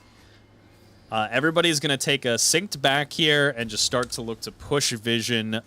You can see Thresh is just a little bit ahead. He's like, come on, I gotta be able to get a ward or two in here. Yeah, look at that red side. Sorry, go ahead. Yeah. Vision. No, you're right. I was actually going to mention that the red side vision, like, that's the sort of control you have, as a team. And it's just intense when it's like everyone's putting their wards down. The support in the jungle on like Eclipse and Mark Yudi can only do so much to clear all this vision, right? Yeah. Like, even Tai T has a red trinket. Like, he's doing his own part in taking out this vision. They know that one pick can end this game potentially, so it's nice to recognize that. And yeah, I mean, honestly, it's one of those calls where you probably have to let Baron go here, unfortunately. We'll see what happens. It's just so hard to walk in. They just, again, it's looking like what red side was, right, with near the Drake in terms of what was happening before. And Shen is now just like, he's Retro gets so a little tanky. bit of reprieve and revenge. Yeah, and it's right back to what it was a couple minutes ago in terms of this Baron. 6 or so minutes ago, it just gets deleted really fast with the reel back. And the one big thing is, as long as Jinx and Victor can at least stay alive here, but we'll see. They're really looking on Jinx in terms of the pings. And she is right here. Ty looking at Jinx like a snack. Are they gonna be able to bait them into? I mean, man, it's hard for them to win even a bait at this point. It is whew.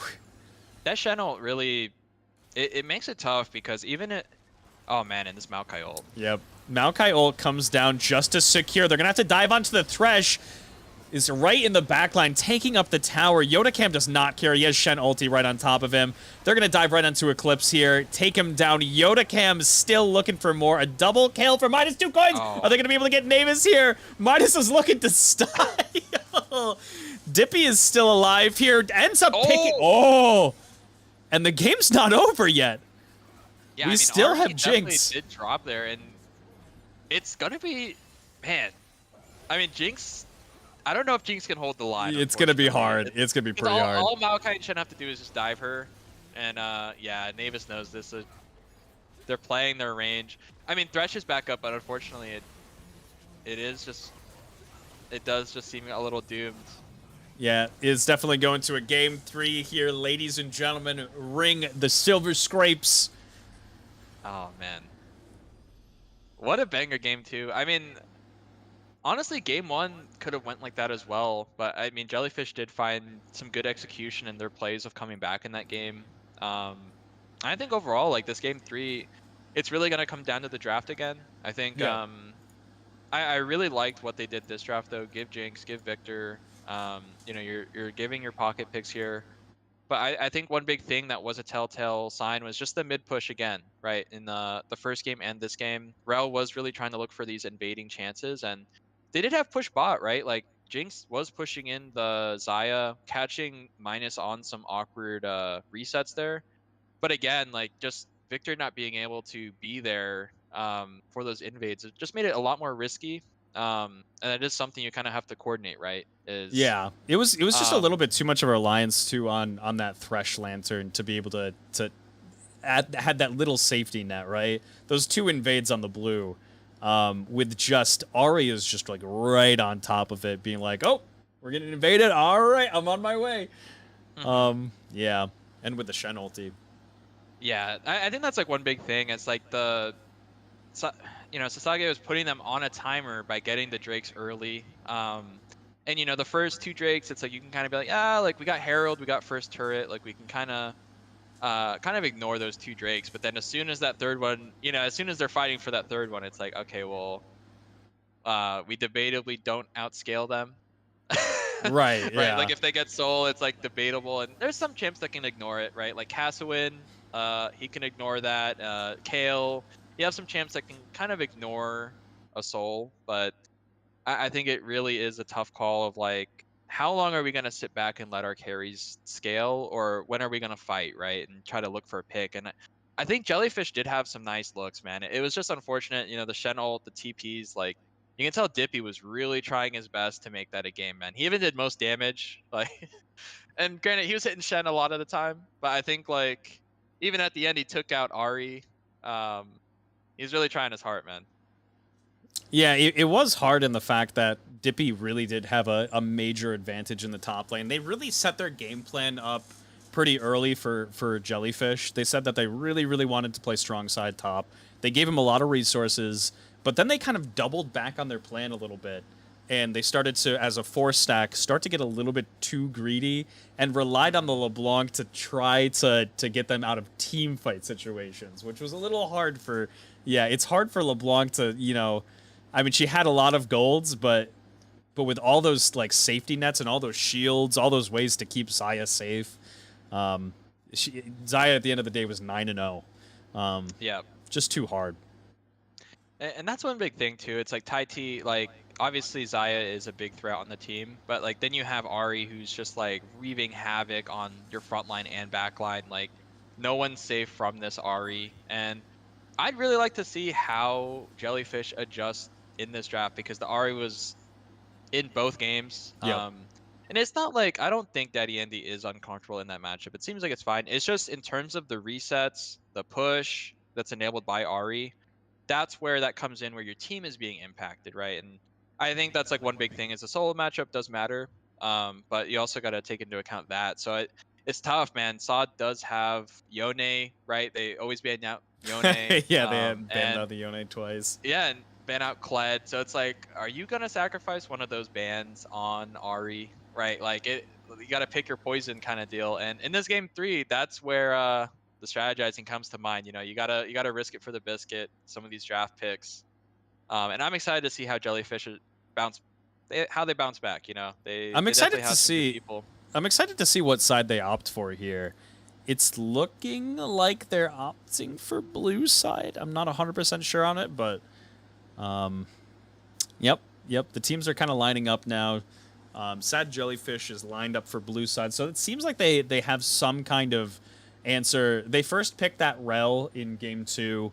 We'll Hmm. see what the change is because they did have Rel in both games. I wonder if they opt for something else. Yeah, I mean, it's tough too because in the pro scene, and of course this is different. This is Rec League. Hmm. But I think like Rel does force a couple of picks on the other side, or like it's like, hey, how are we gonna deal with that, right? In a lot of aspects, and it's interesting that um, it's been Rel jungle both games, right? So it's like it's kind of interesting to see if they're gonna put it out support this time, if they are gonna pick it.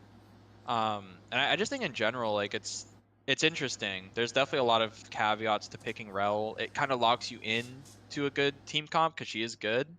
But at the same time, kind of the last two games have showed this. It's like Ace is able to pick a damage jungler and it kind of spreads out the damage to a 4-person damage spread.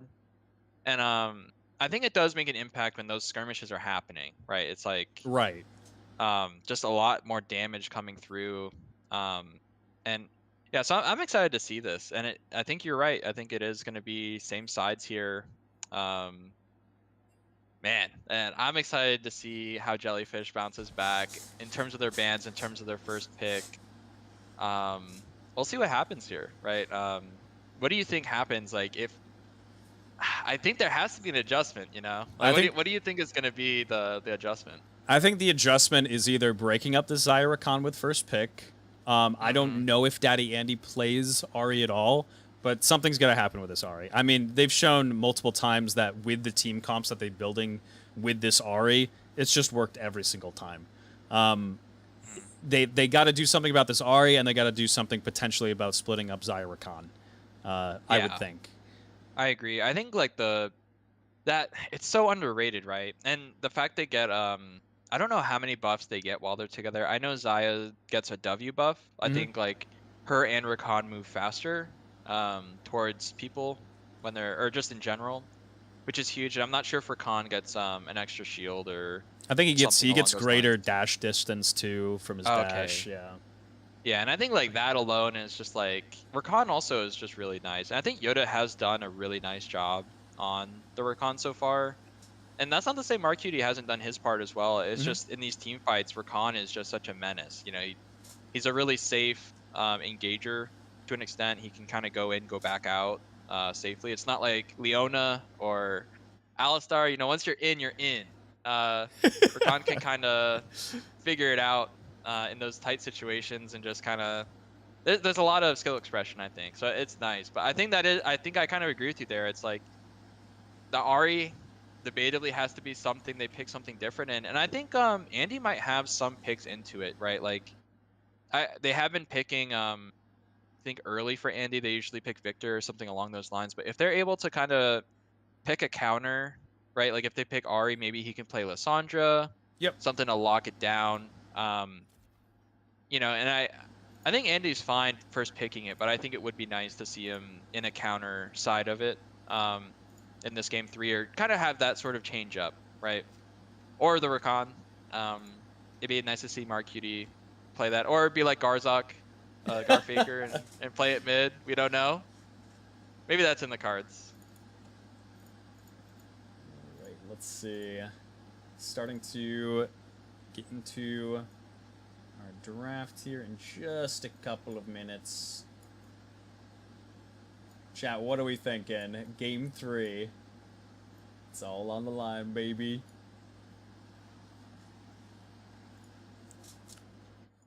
Ooh, I'm nervous. I'm not even playing in this game. I know. It's high. I love it. I think this is one of the only 3-game series that we've had in the Sweat League so far. I think this is the third one, because Josh and I casted one this week that also went to 3, and then there was only one in the other 2 weeks that went to 3 games, which is crazy. And that's not to say the games haven't been close, right? Oh, for sure, yeah. Like that's the crazy thing. It's like there's been a lot of close 2-0s as well, and it's kind of nice just to see this best of 3. I mean, this is going to have a lot of implications going into playoffs. This matchup alone, I think both of these teams definitely seem like they can make playoffs. Seems highly likely, so it's kind of crazy. Cody, just think whatever team loses is tied with us. True, they'll be with us. There'll be some homies at the bottom. Yeah. But I think it's definitely nice to see this league be pretty competitive. Just nice. A lot of fresh faces, a lot of old faces as well. Yeah, that is the cool thing. Is it's like half and half from what I've seen. Like I've gotten to see a lot of new people play, but a lot of old faces as well, which makes me. I always love that. Oh, and it's begun. It has begun. We'll see if it does. So Kled, you know, Retro still get it in that respect. It's understandable. I mean, the man is nasty on Kled. It's just undeniable. It's such a menace to have to deal with. And Varus, and Julius Varus is very good. It's something I definitely am afraid of. Varus is really scary, and it makes sense. He can kind of opt into 3 different builds. You know, poke, attack speed, and there probably is another one. And they do ban out the Yone here again, so it looks like the bans are roughly the same. We'll see if they replace that third ban with Ari, or if they feel like they have an answer. Yeah.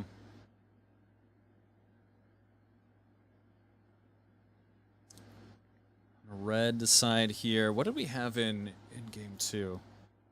Right, it was, yeah, okay. Yeah, it is going to be the Sivir again. Wow, is the ban on the Fizz? Jeez. Oh, man, they Wow. really lock it in, too. Damn. I'm really surprised. Does Ty actually play a lot of Fizz? Like, Yeah, he does. I've played with him a little bit. He's been kind of putting that in, like a couple flex games. He's been fitting that pick in, and his Fizz is actually pretty good. I think what's crazy though is I think Fizz does. Wow, and they're rolling back with the Ashe first pick from game 1. Okay. Wow, that's interesting. So not Rel right away. They're like, hey, we're gonna pick Ashe here. You know, Navis did have a good showing it in the first game. Sure. But yeah, I think like Fizz does have quite a bit of counters. It's interesting that maybe that Andy just doesn't play them or just isn't interested in entertaining that idea of going against it. And maybe, you know, maybe Navis feels this as well as an AD. Can't confirm, but we pretty much see the same, you know, like run it back comps. Ah, there Ari. it is. There it is. Okay, I was like, man, they're like, it was wonderfully played on Sasageyo's part. They're like, we're gonna pick up the con, so just so they can't pick it up on their side. We don't have to worry about them securing Xayah. And then they do end up picking the Ari away, which I think is smart. I was looking for some kind of adjustment like this. Yeah, and I think it's crazy because what do they pick? Wow, pussy. Oh shit. Okay. This is wow. With the amount of pressure Sasageyo has had on objectives this series, I am surprised to see Bel'Veth. They're saying we're gonna flip the switch on you. We're gonna be on these dragons. We're gonna be on these Rift Heralds. Like, we are gonna have like vision control wherever we go. Wow, Bell support. Wait, you're no way. Like, I mean, I think it is. You don't know, man. It could be a flex, honestly. Like, we don't know. And Doppy just played LeBlanc top last game, so he might be like, "Hey, let's triple flex this." That's true. That's true. And honestly, I've seen Bel'Veth support. It is surprising. A lot of mobility. The knockup is annoying, to be honest, to deal with in that lane. I highly doubt it is support, but hey, it is an option to flex. I just think, man, because you can also kind of buffer the knockup into Rakan as he's coming in too, and negate it a little bit, I would think. It's definitely a lot more damage, a lot more mobility into the team of Sasageyo. I feel like that was kind of one thing the last 2 games. It's like Jellyfish is on the back foot, but with Bel'Veth Ari, Ashe Arrow, that's an easy slap, and just someone's dead usually by the end of it, with the charm as well. And Lulu Renekton banned here. I think both very fair bans. Kind of interesting. Rel just goes untouched here as well. They ban out Victor. Tai T does play that as well, so they're like, hey, you can play the reverse side of this matchup. We're gonna ban that out. That's funny. And yeah, we're gonna see what's picked R4 here. Blind for one of the solo laners, and not exactly blind for mid. So I'm assuming Tai T is probably gonna pick here. They know it's probably Ari mid, so we'll see what he picks. He does have a lot of options here, and he goes with Syndra. I was actually thinking about this when we were talking about matchups into the Ari. I was like, I wonder if Daddy Andy actually plays Syndra. Syndra, I think, actually has a decent time into Ari and can actually threaten her in lane. But yeah, I'm excited for this. She definitely scales really hard as well. Like, it's one of those, like, oh man. Okay, Graves. Wow. Yeah, we're seeing something spicy here. Wow. What is it? Is that a Graves? Whoa! Now. Yeah, I think Cody might have been right here, and it's just is the Bel'Veth support? Yeah. Graves top and Sejuani jungle. Sorry.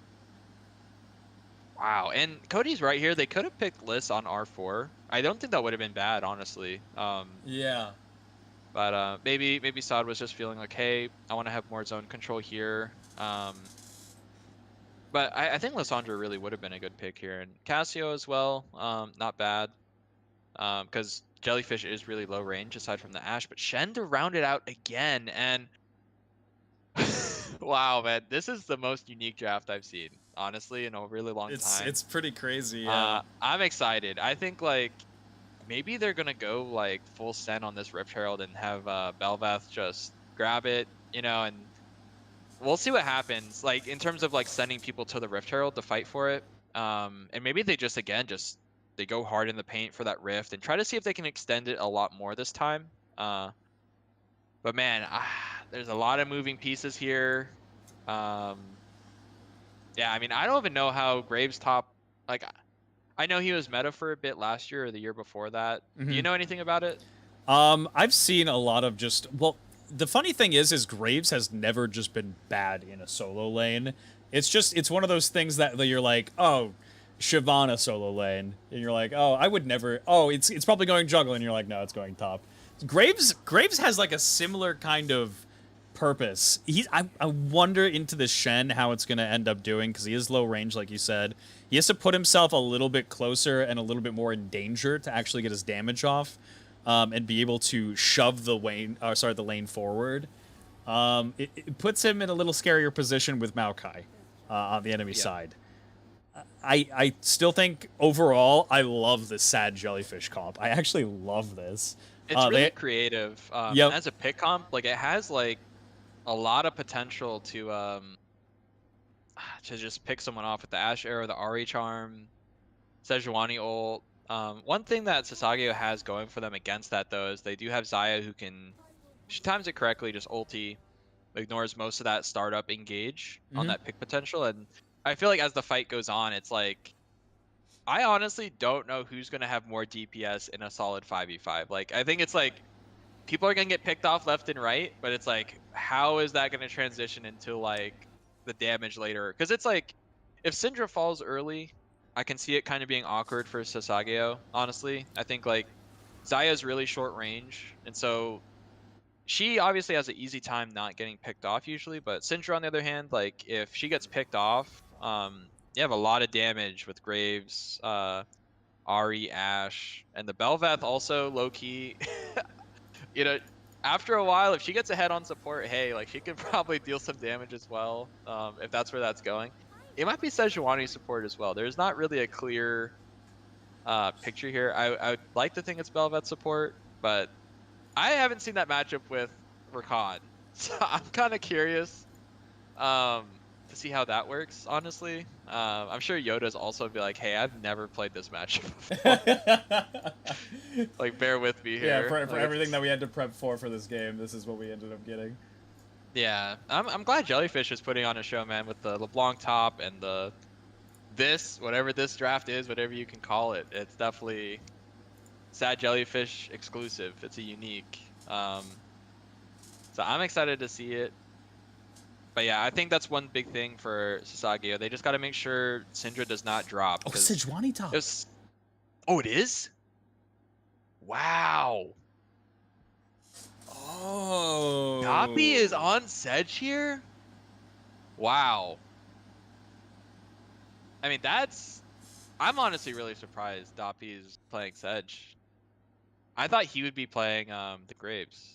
I did too, yeah. From the last two games, yeah. But yeah, that changes a lot, actually. I don't hate it in the fact that Sejuani can keep on Shen and keep him from just kind of ulting right out of just Graves' damage. He's like, stay here, son of a bitch! None of that should realistically happen anymore. You're going to have just these two noodles slapping each other in the top lane. Who do you think? Okay, between Sejuani, Sejuani Graves, and Maokai Shen, who do you think ends up winning in a fight? Like if we're like into late game here, and we're in these like team fights because this is realistically what it's going to come down to. We're going to see these explosive team fights, like you said. People are going to be dying left and right, and all these squishies are not going to last. I think this is going to end up being Sejuani and Graves just hammering each other in a 2v2 team fight after the fight is actually done. I think these team fights should realistically be close if this gold lead is close. I'm excited. Yeah, I mean, in terms of mid jungle, I'll say this: I think Graves Ari is the most aggressive 2v2 lane or 2v2 overall that we've seen from mid jungle in this series. Yep. And I think Syndra Maokai might have a problem with that. So we'll see. Honestly, I think you're right in the sense of like Sejuani Graves is just gonna be, at the end of the day, like if Graves doesn't fall, and he's pretty tanky himself with armor later with his E. It's like he's gonna be able to kind of last. And Smokescreen could be annoying too, but I think in general it's like if this jungler, now that they have Graves, it's a lot more of a proactive like fight jungle, and you have Ari who most likely will have push into Syndra early, just a couple early levels. It's like it kind of is inclined for Graves here to look for opportunities. And yeah, I think topside should, like you're saying, it should just be just a wet noodle fight. I think what is nice that you said is like Sejuani could cancel his ult, which is huge, and I think she can honestly be somewhat of a solid front line. I think, I'll be honest, this is just my opinion, but I think Sejuani does fall off in terms of being tanky later. Yeah. I think out of all the tanks, she kind of doesn't have the best scaling, so I think that is something to look out for later. Is like she probably will have to take the Maokai routes, but there's just so much follow-up that comes up with that. You know, Syndra stun, a Xayah route, Rakan, Shen taunt, of course. It's like they have so much follow-up on that one route. So it's like Dottie's gonna have to like play Fall Guy here and just try his best to like make sure his carries can do something. I'm just really excited for the Bel'Veth because that is going to be so annoying in team fight. She's going to be squiggling around Squid Game and looking for that knockup on Syndra or Xayah, and it's kind of crazy. And the Baron, all the objectives with her passive as well, with her mini creeps, you know, they're not as OP as they were on release, but they definitely do make pushing objectives a lot easier. Yeah, they put in work. Yeah, so I think that's something to look out for, and I think that's kind of the thing, is we might see a similar situation in game one, sense of like there's a lot of stuff going on and can go either way. And I mean, hey, that's kind of the game I want to see. If I remember correctly, I have not seen a lot of Sejuani top. The one time I remember seeing a lot of Sejuani top was from none other than Druzy himself. And I remember it dealing a lot of damage early on in the game. So we'll see. We'll see if he can bully this Shen. I'm very interested to see how this is gonna go. Yeah, I mean, I'll have to ask Jacobs. Jacobs plays it. He is a Sejuani main, and Druzy, of course, as well. So it'll be nice to get some perspective on them. And man, you bring up Druzy, man. There's some good times seeing what he picked. Corrupting bot start is. It's aggro, yeah. Dippy's always been the type to really look for fights, and I don't think it matters he's playing Sedge here. He's looking for blood. But yeah, and even corrupting start for Ari as well. So looks like Andy's really looking to fight here as well early, and there's a lot of question marks in terms of this Bel'Veth. I'm really excited. Good question marks, of course. It is one of those things where it's like, Yoda definitely has played. I'm pretty sure he's played Bel'Veth before, knows what she does, of course. But it's like in this matchup specifically, I've never seen it. So it's like it's one of those things where I doubt he's seen it as well. And it's like I don't know what to expect. Xayah is really short range, so it's like Bel'Veth could really surprise with Glacial Augment here. One slap, and that could just be a straight up death. Like honestly, with the amount of damage she does early. Post 6, it could get kind of spoopy. And it is funny, Daddy Andy does end up taking the corrupting potion. He was tired of every level 1 having Ari just walk up to him and get an instant electrocute proc off. Yeah, Ari's auto W is pretty balanced. Yeah, I'll say it's man. But yeah, So going back to Sejuani, actually, with you talking about it, in pro play at least, it was played before a lot last year until Aatrox was meta. Aatrox heavily countered it. That's why it went from Sejuani being played top, which was the weirdest meta ever. I feel like top always has that every year. They always have like one weird champ it's always that like joins. at least one thing. Yeah, and that was one big reason. And I mean, as long as like Sejuani does stat check people in lane, for like you're saying, like it is a really strong leader. Retro looking here though, Yeah, gets the Retro two is autos off. aggressively trading, and I actually love to see it. Having to just play weak side and on the back foot, all two of these games, and he's finally like, you know what? Like, I finally have an instance to actually just trade with this person. I'm gonna look for it. A lot of respect. Yeah, I think something that's nice too. He's got pressure this cannon. Okay, nothing happened. But I think in Jeez. Yeah, so I think in general it's nice too. Is this corrupting pot start is really greedy, right? It's like they have the same amount of HP and Oh.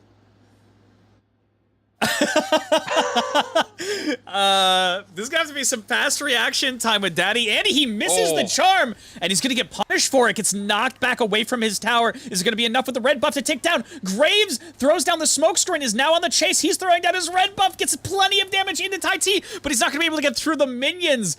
Both teams are gonna walk away here. We're not done with the action, though. Dippy is gonna have to flash away from Retrogenesis. He ends up living with the corrupting potion ticking down. Oh, man. He's still here, too. Oh, man. And these crazy fights. And like you mentioned earlier, like who's going to win at the end of the day in terms of these like top mid jungle matchups and 2v2s, 3v3s? It's like, that's one thing with Syndra. She just doesn't have that amount of early game damage you'd want for a gank. So yeah, Andy definitely did end up having the expend flash, but Eclipse there making the damage count. And Marquita is just... He's just around. just waiting in the wings. Yeah. They have to kind of feel like he's got to be here, because, I mean, it's been so long that he's been out of lane. Yep, there it is. But yeah, that was a crazy start. One of the first skirmishes that we've seen, and oh man, Marquitty's looking. Yeah, Marquitty is looking. They have Graves right over here. They get a nice little trade. Yodacam is going to be able to hop back out. No worse for the wear. Man, yeah, back to business. And it was a good look by Marquitty, and Eclipse was definitely there on the wings, just like, hey, if that does hit, like, I'm ready to go. Also have Ashe with Ghost, which is insane. And it's crazy, even with the nerfs, it's still a really strong summoner. Yeah. It's a lot more, they took away the reset, but it's a lot longer in duration. So it's not as bad on certain champs that really do like running around. But yeah, I mean, overall, this early game's looking kind of solid. From both teams. It'll be interesting to see if SASAGEYO really pressures this Drake, this first Drake, like they have been all series. They've been really prioritizing it, but Eclipse is around this time. Yep, Eclipse is around. Ari is pressuring onto Syndra here. Doesn't, I believe, manage to connect anything. Syndra's kind of just giving the respect. Oh. Marquitty spots Tai T actually a little bit late. He was coming up to help Eclipse here. Oh. And they're still just in this jungle here. They're saying, hey, we really want these wolves, man. Like, that's really freaky. The fact that, like, the good thing on Tai T did not panic. You know, he dodged the charm from Daddy Andy, but whoa. Oh. Wow. Yo, this is scary. It's like Alien Isolation, man. Walking up on him, like, yeah, that was freaky. But yeah, man, Tai T, good composure to not freak out. Both times he just stuns whoever's like really walking up on him, and I think it is important, just have that composure, not freak out. Marquitty's really looking for angles here, though. It's kind of clear nothing's gonna happen in the laning phase. Rakan's just a little too safe.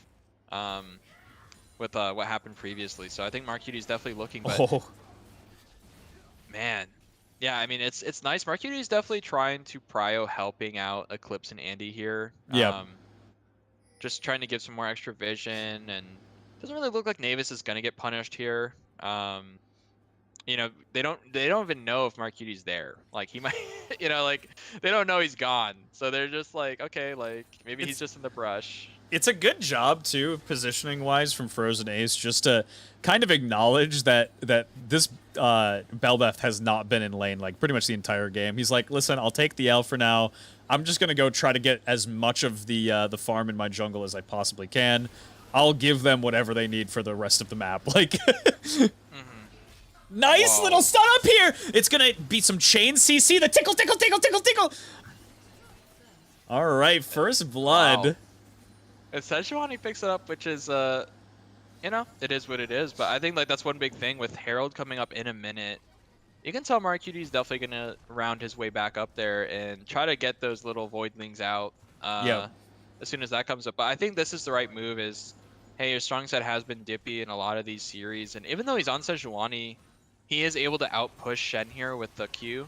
And overall, like, kind of bait Retro into a fight there, because they've just been doing that the whole yeah, game. they've been trading back and forth the entire game. Yeah, and so Retro took it a little too far, right? Like, they definitely punished him for that as a team, and it's interesting to see how this goes, but you can tell they're definitely going to put a lot into this Rift Herald. But it looks like SASAGEYO also pointing out they want to fight for this too, and you see Minus has an inkling, you know, he's going there already, and Yoda Cam's already there as well. So we'll see if this goes swimmingly, and we still see Navis down there in the bot lane. Yep, just looking for a potential arrow. She does have level 6 here. Level 7 now, actually. Compared to, I mean, you take a look at Yoda Cam and -2 coins. Ashe has been kind of free farming just in this bot lane. They haven't really been able to find any type of pressure on her. Just a lot of just respect and safety from Navis here, just to farm up and stay completely even in gold. I think this is the right call from SASAGEYO to like really put a lot of pressure on this Rift, because you know they kind of sniffed it out. Hey, they picked Bel'Veth. That is like her main thing that she wants to do, is just be able to get Rift, be able to spawn these Voidlings and make a big Rift play. And I think this lane swap just works out really well. You know, the Drake's already gone. They took it prior. So there's not really a lot. There's not really a lot for Jellyfish to do, unfortunately. Their one big play kind of got snuffed out. Marcuti did steal some wolves away, but whoa. Get the flash forward into the roots, and he's going to make him pay for it. I was laughing so hard. I've never seen a support just that aggro. And it's tough because it's now Jellyfish is kind of in a sour spot here. You know, obviously they're not out of the game, but their one big play to kind of get some momentum here kind of got snuffed out. And so yeah, it's going to be interesting to see how they look at these next upcoming Drakes. And obviously second Herald still is a big impact as well. But this first Herald definitely is a big deal, and it's nice Maokai got it. Oh boy, does get the stun down, flashes forward, drops the balls, and it is just enough damage to end up killing Ahri. We had Flash, oh sorry, Flash was not expended, it was just the ulti, but still, oh man. Yeah, that's a lot of damage. It's now at a point now where it's at Syndra level 9, right, and it's a pretty big spike with Lost Chapter overall. She's getting to her spots here in terms of what she wants. She already has a pretty big CS lead prior to that solo kill. That's definitely a dangerous sign. You know, Syndra is definitely not someone who doesn't, like, it's kind of like Hasidon. It's like they only get stronger. Yeah. And that's what's tough. Even with this Ahri takeaway, Taiti had a big adjustment. And Marcuti's back, you know. He oh god. So foul. Oh, nice little wrap up from Bel'Veth just to get a knock up. They do expend just a little bit of mana in return and heal up completely.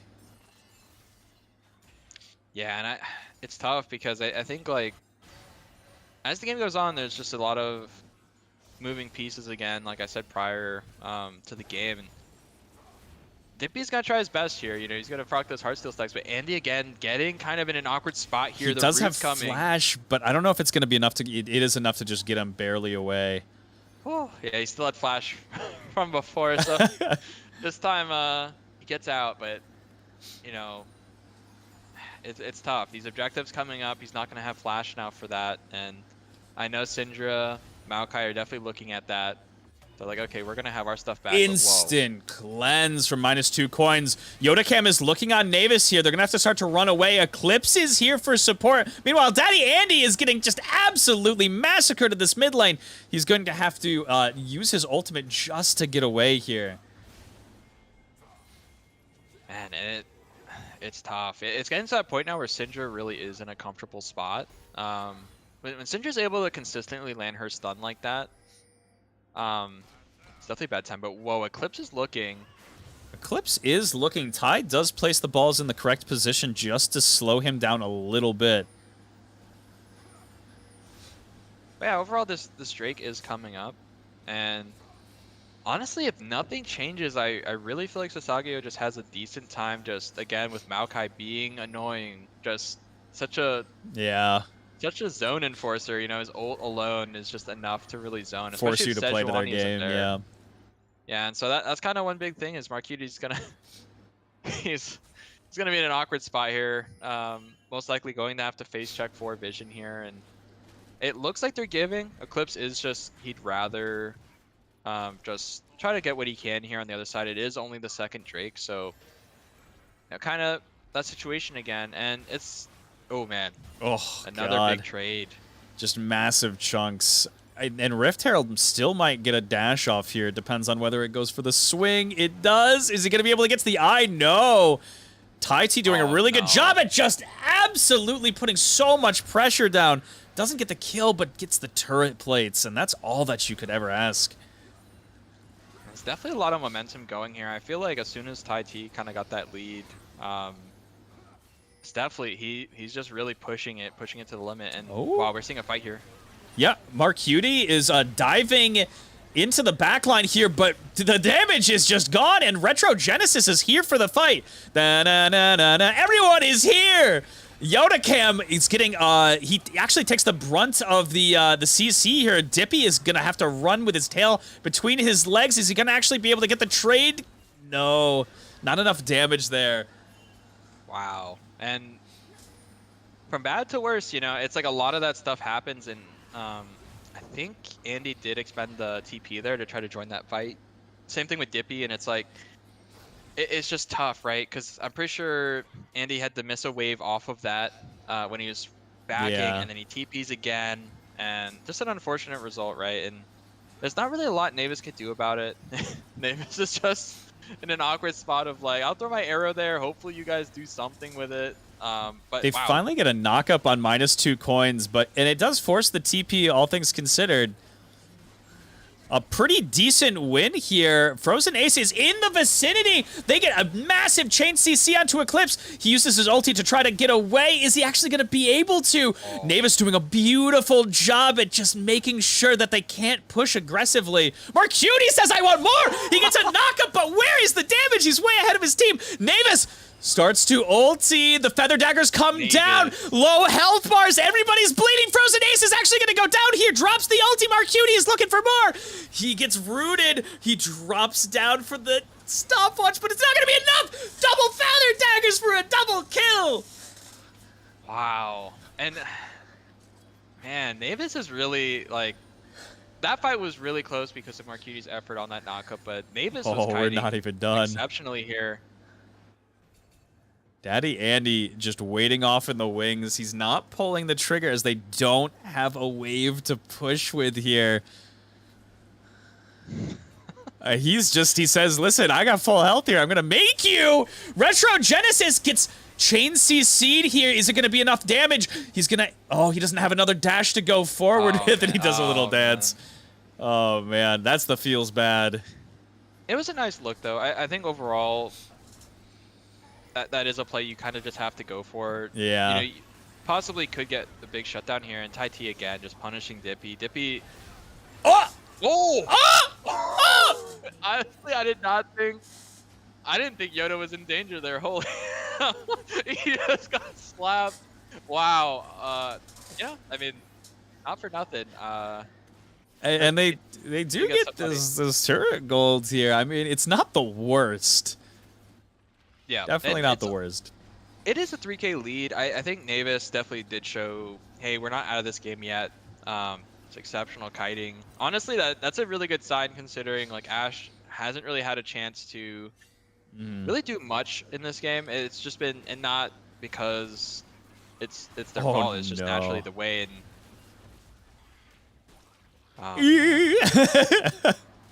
And and that's tough.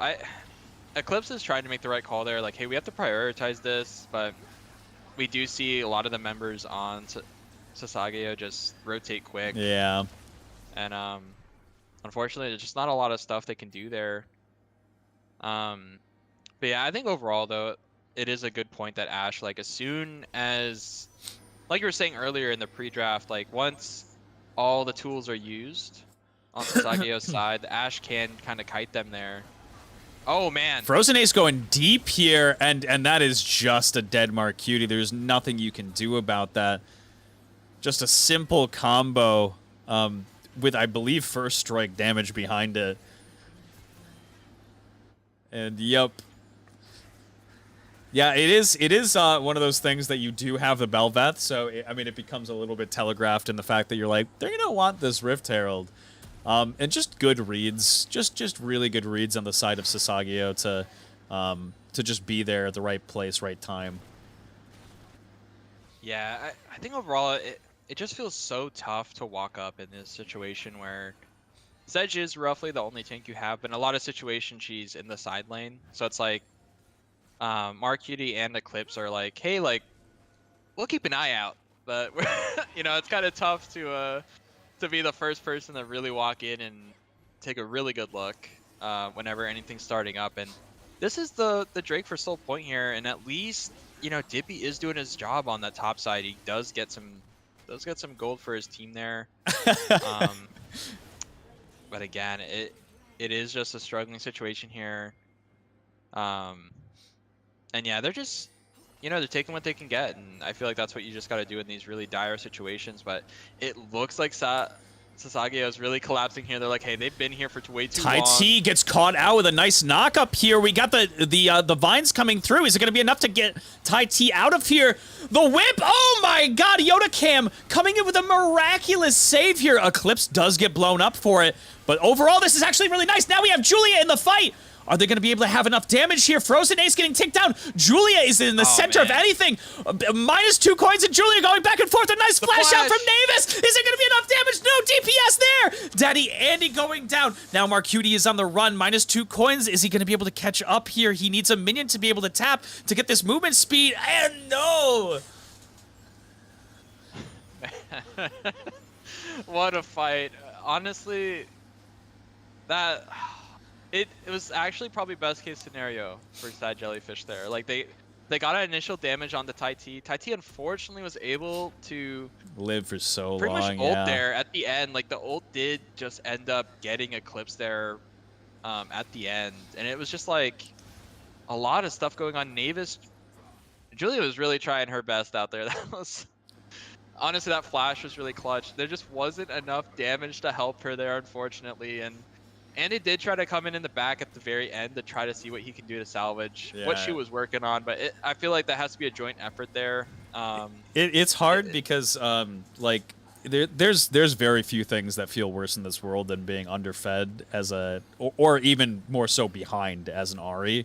And having to go this build path, it's going to be a long time before Ahri is really going to be able to do much. Hold that thought. Marcutie getting double CC'd here. We have the Shen ulti coming through, and this should be just a wipe.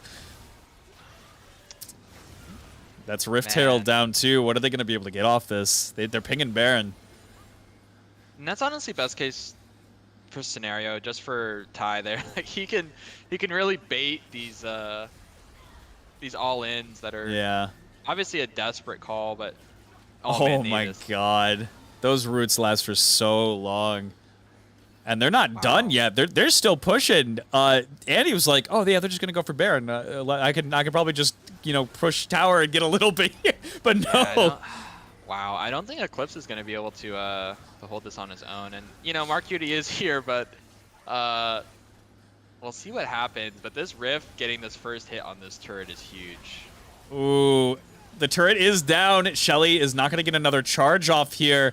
They do have to be a little bit careful as people are now spawning away. Oh my god, the triple just to get away. Nice little flash for -2 coins just to keep himself safe. Daddy Andy dashes forward and misses the charm. Ooh.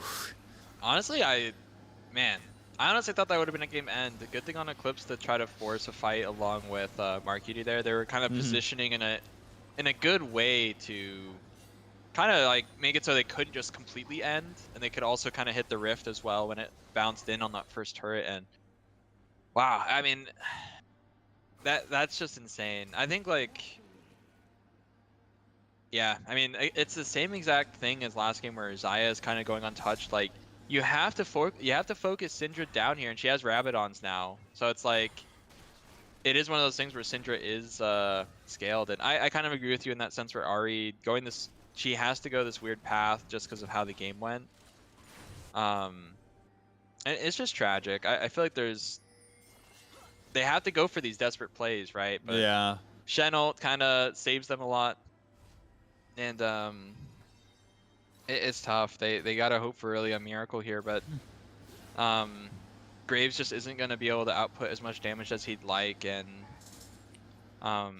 Navis is kind of stuck on an island here in terms of that, because Julia can kite, but it's really tough. And realistically, what you're talking about with the Shen ulti before is they're getting a lot of really good catches on the side of blue, but there's just not any damage behind it. I mean, even seeing just like Daddy Andy try to pump out as much as his DPS as possible, it's just not there. Oh, damn.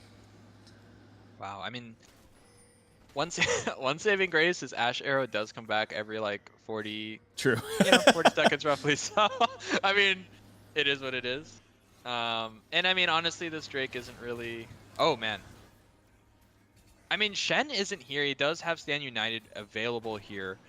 It is looking like an interesting fight here. I mean, there's no pressure for SASAGEYO. They can just chill out. It's really more pressure on Jellyfish here to kind of get something going. Marcuti's really looking. A Dippy throws the ultimate, but it goes a little bit just behind them. A nice double knockup just to secure their damage. Eclipse trying as much as possible to pump out DPS, but there's just nothing there. They're going to teleport in, and they're looking to end this game. They're trying to keep them from getting back to base here. Yeah, overall a good and a surrender. Oh, yeah, man. I mean, it was. Yeah. It is what it is, and I mean, overall a good series. I think, honestly, out of all the series so far, definitely very explosive. Yeah, very hyphy. Yeah, I'd like to say good game to both teams. Man, and I just want to say that first game was like really.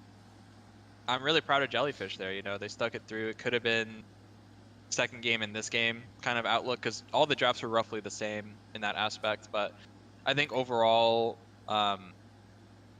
Man, yeah, the fact sad Jellyfish was trying to cook, man, you know, and sometimes it doesn't go your way. I had that last series, Yasuo, so it happens to the best of us. Yeah. Yeah, so you know, it happens, and honestly, it's just 1 week. They still have a couple more weeks to play, and overall, it's a good look. I think a lot of good signs, and SASAGEYO looks really strong. You know, they've been bouncing back. They did lose in week 2, but bounced back really strong here. And overall, it looked like as a team, they kind of were able to come together, you know, finally. Yeah. Overall, I think that's really good. And for Sad Jellyfish, you know, it's not all sad for them. It was a loss today, but I think overall they're a really strong team.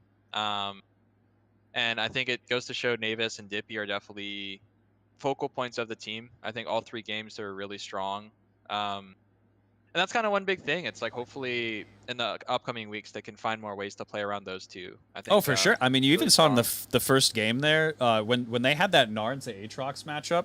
Like if they can really play a hyper kind of strong side and get Dippy on a pick where he can kind of out just muscle the enemy top laner, it looked really, really good for them in game 1, despite, you know, it being so back and forth. So being able to utilize Dippy and Navis as well, will definitely be something that they're probably going to be looking forward to kind of doing. Yeah, but that's all from me. I just want to thank you for allowing me on the cast. Feels like good times from a couple years Good old ago. times. We And love it. yeah, but yeah, just GG's again to the teams. Thank you for what you do, Keen. I love that you cast. It's good to be It back. makes all the games enjoyable, man. So just thank you so much. I'm glad to be a part of one of them. But yeah, I'll let you guys go. Um, it's been real, and I hope you guys have a good night. Thanks, Keen. Take care, man. I think we are going to do one little post-game kind of interview here. If you guys are down for it, is the team down for it? You guys still in Discord? You want to talk for a little bit? I do see you all in Discord still. Ooh, maybe not. People are hopping out. Up to you guys. Definitely up to you guys, or we can end the cast here. I will say I am gonna give like my outro now, just to do it. I'll shoot my shot, talk my shit. My name is Keen Decker. I'm a variety streamer as well as a DM on every single Friday for a tabletop RPG that I made myself called Mart's Dungeon. We are currently, I want to say that we're 30 episodes in, almost in terms of like all the episodes right at the moment. It's in a really, really exciting part of the story. Those episodes always take place Friday night at 8 p.m. I want to thank our sponsor, Starforge PCs. If you want yourself a nice PC, look at Nightbot, posting it. Just beautiful timing. Get yourself a Starforge system today, the best in the universe. And we are, I will say, for anybody who is interested, we are $9 away from our Patreon goal for $200 altogether.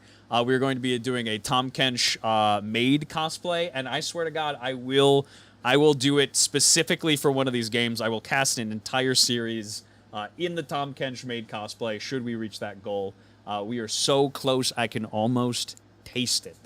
But once again, I would just like to thank, I didn't see a response from anybody. Looks like they're probably just talking the game over. So I think we'll end the cast here. I hope you all have a lovely rest of your evening. I will see you in future casts. And as always, my friends, stay beautiful. Peace.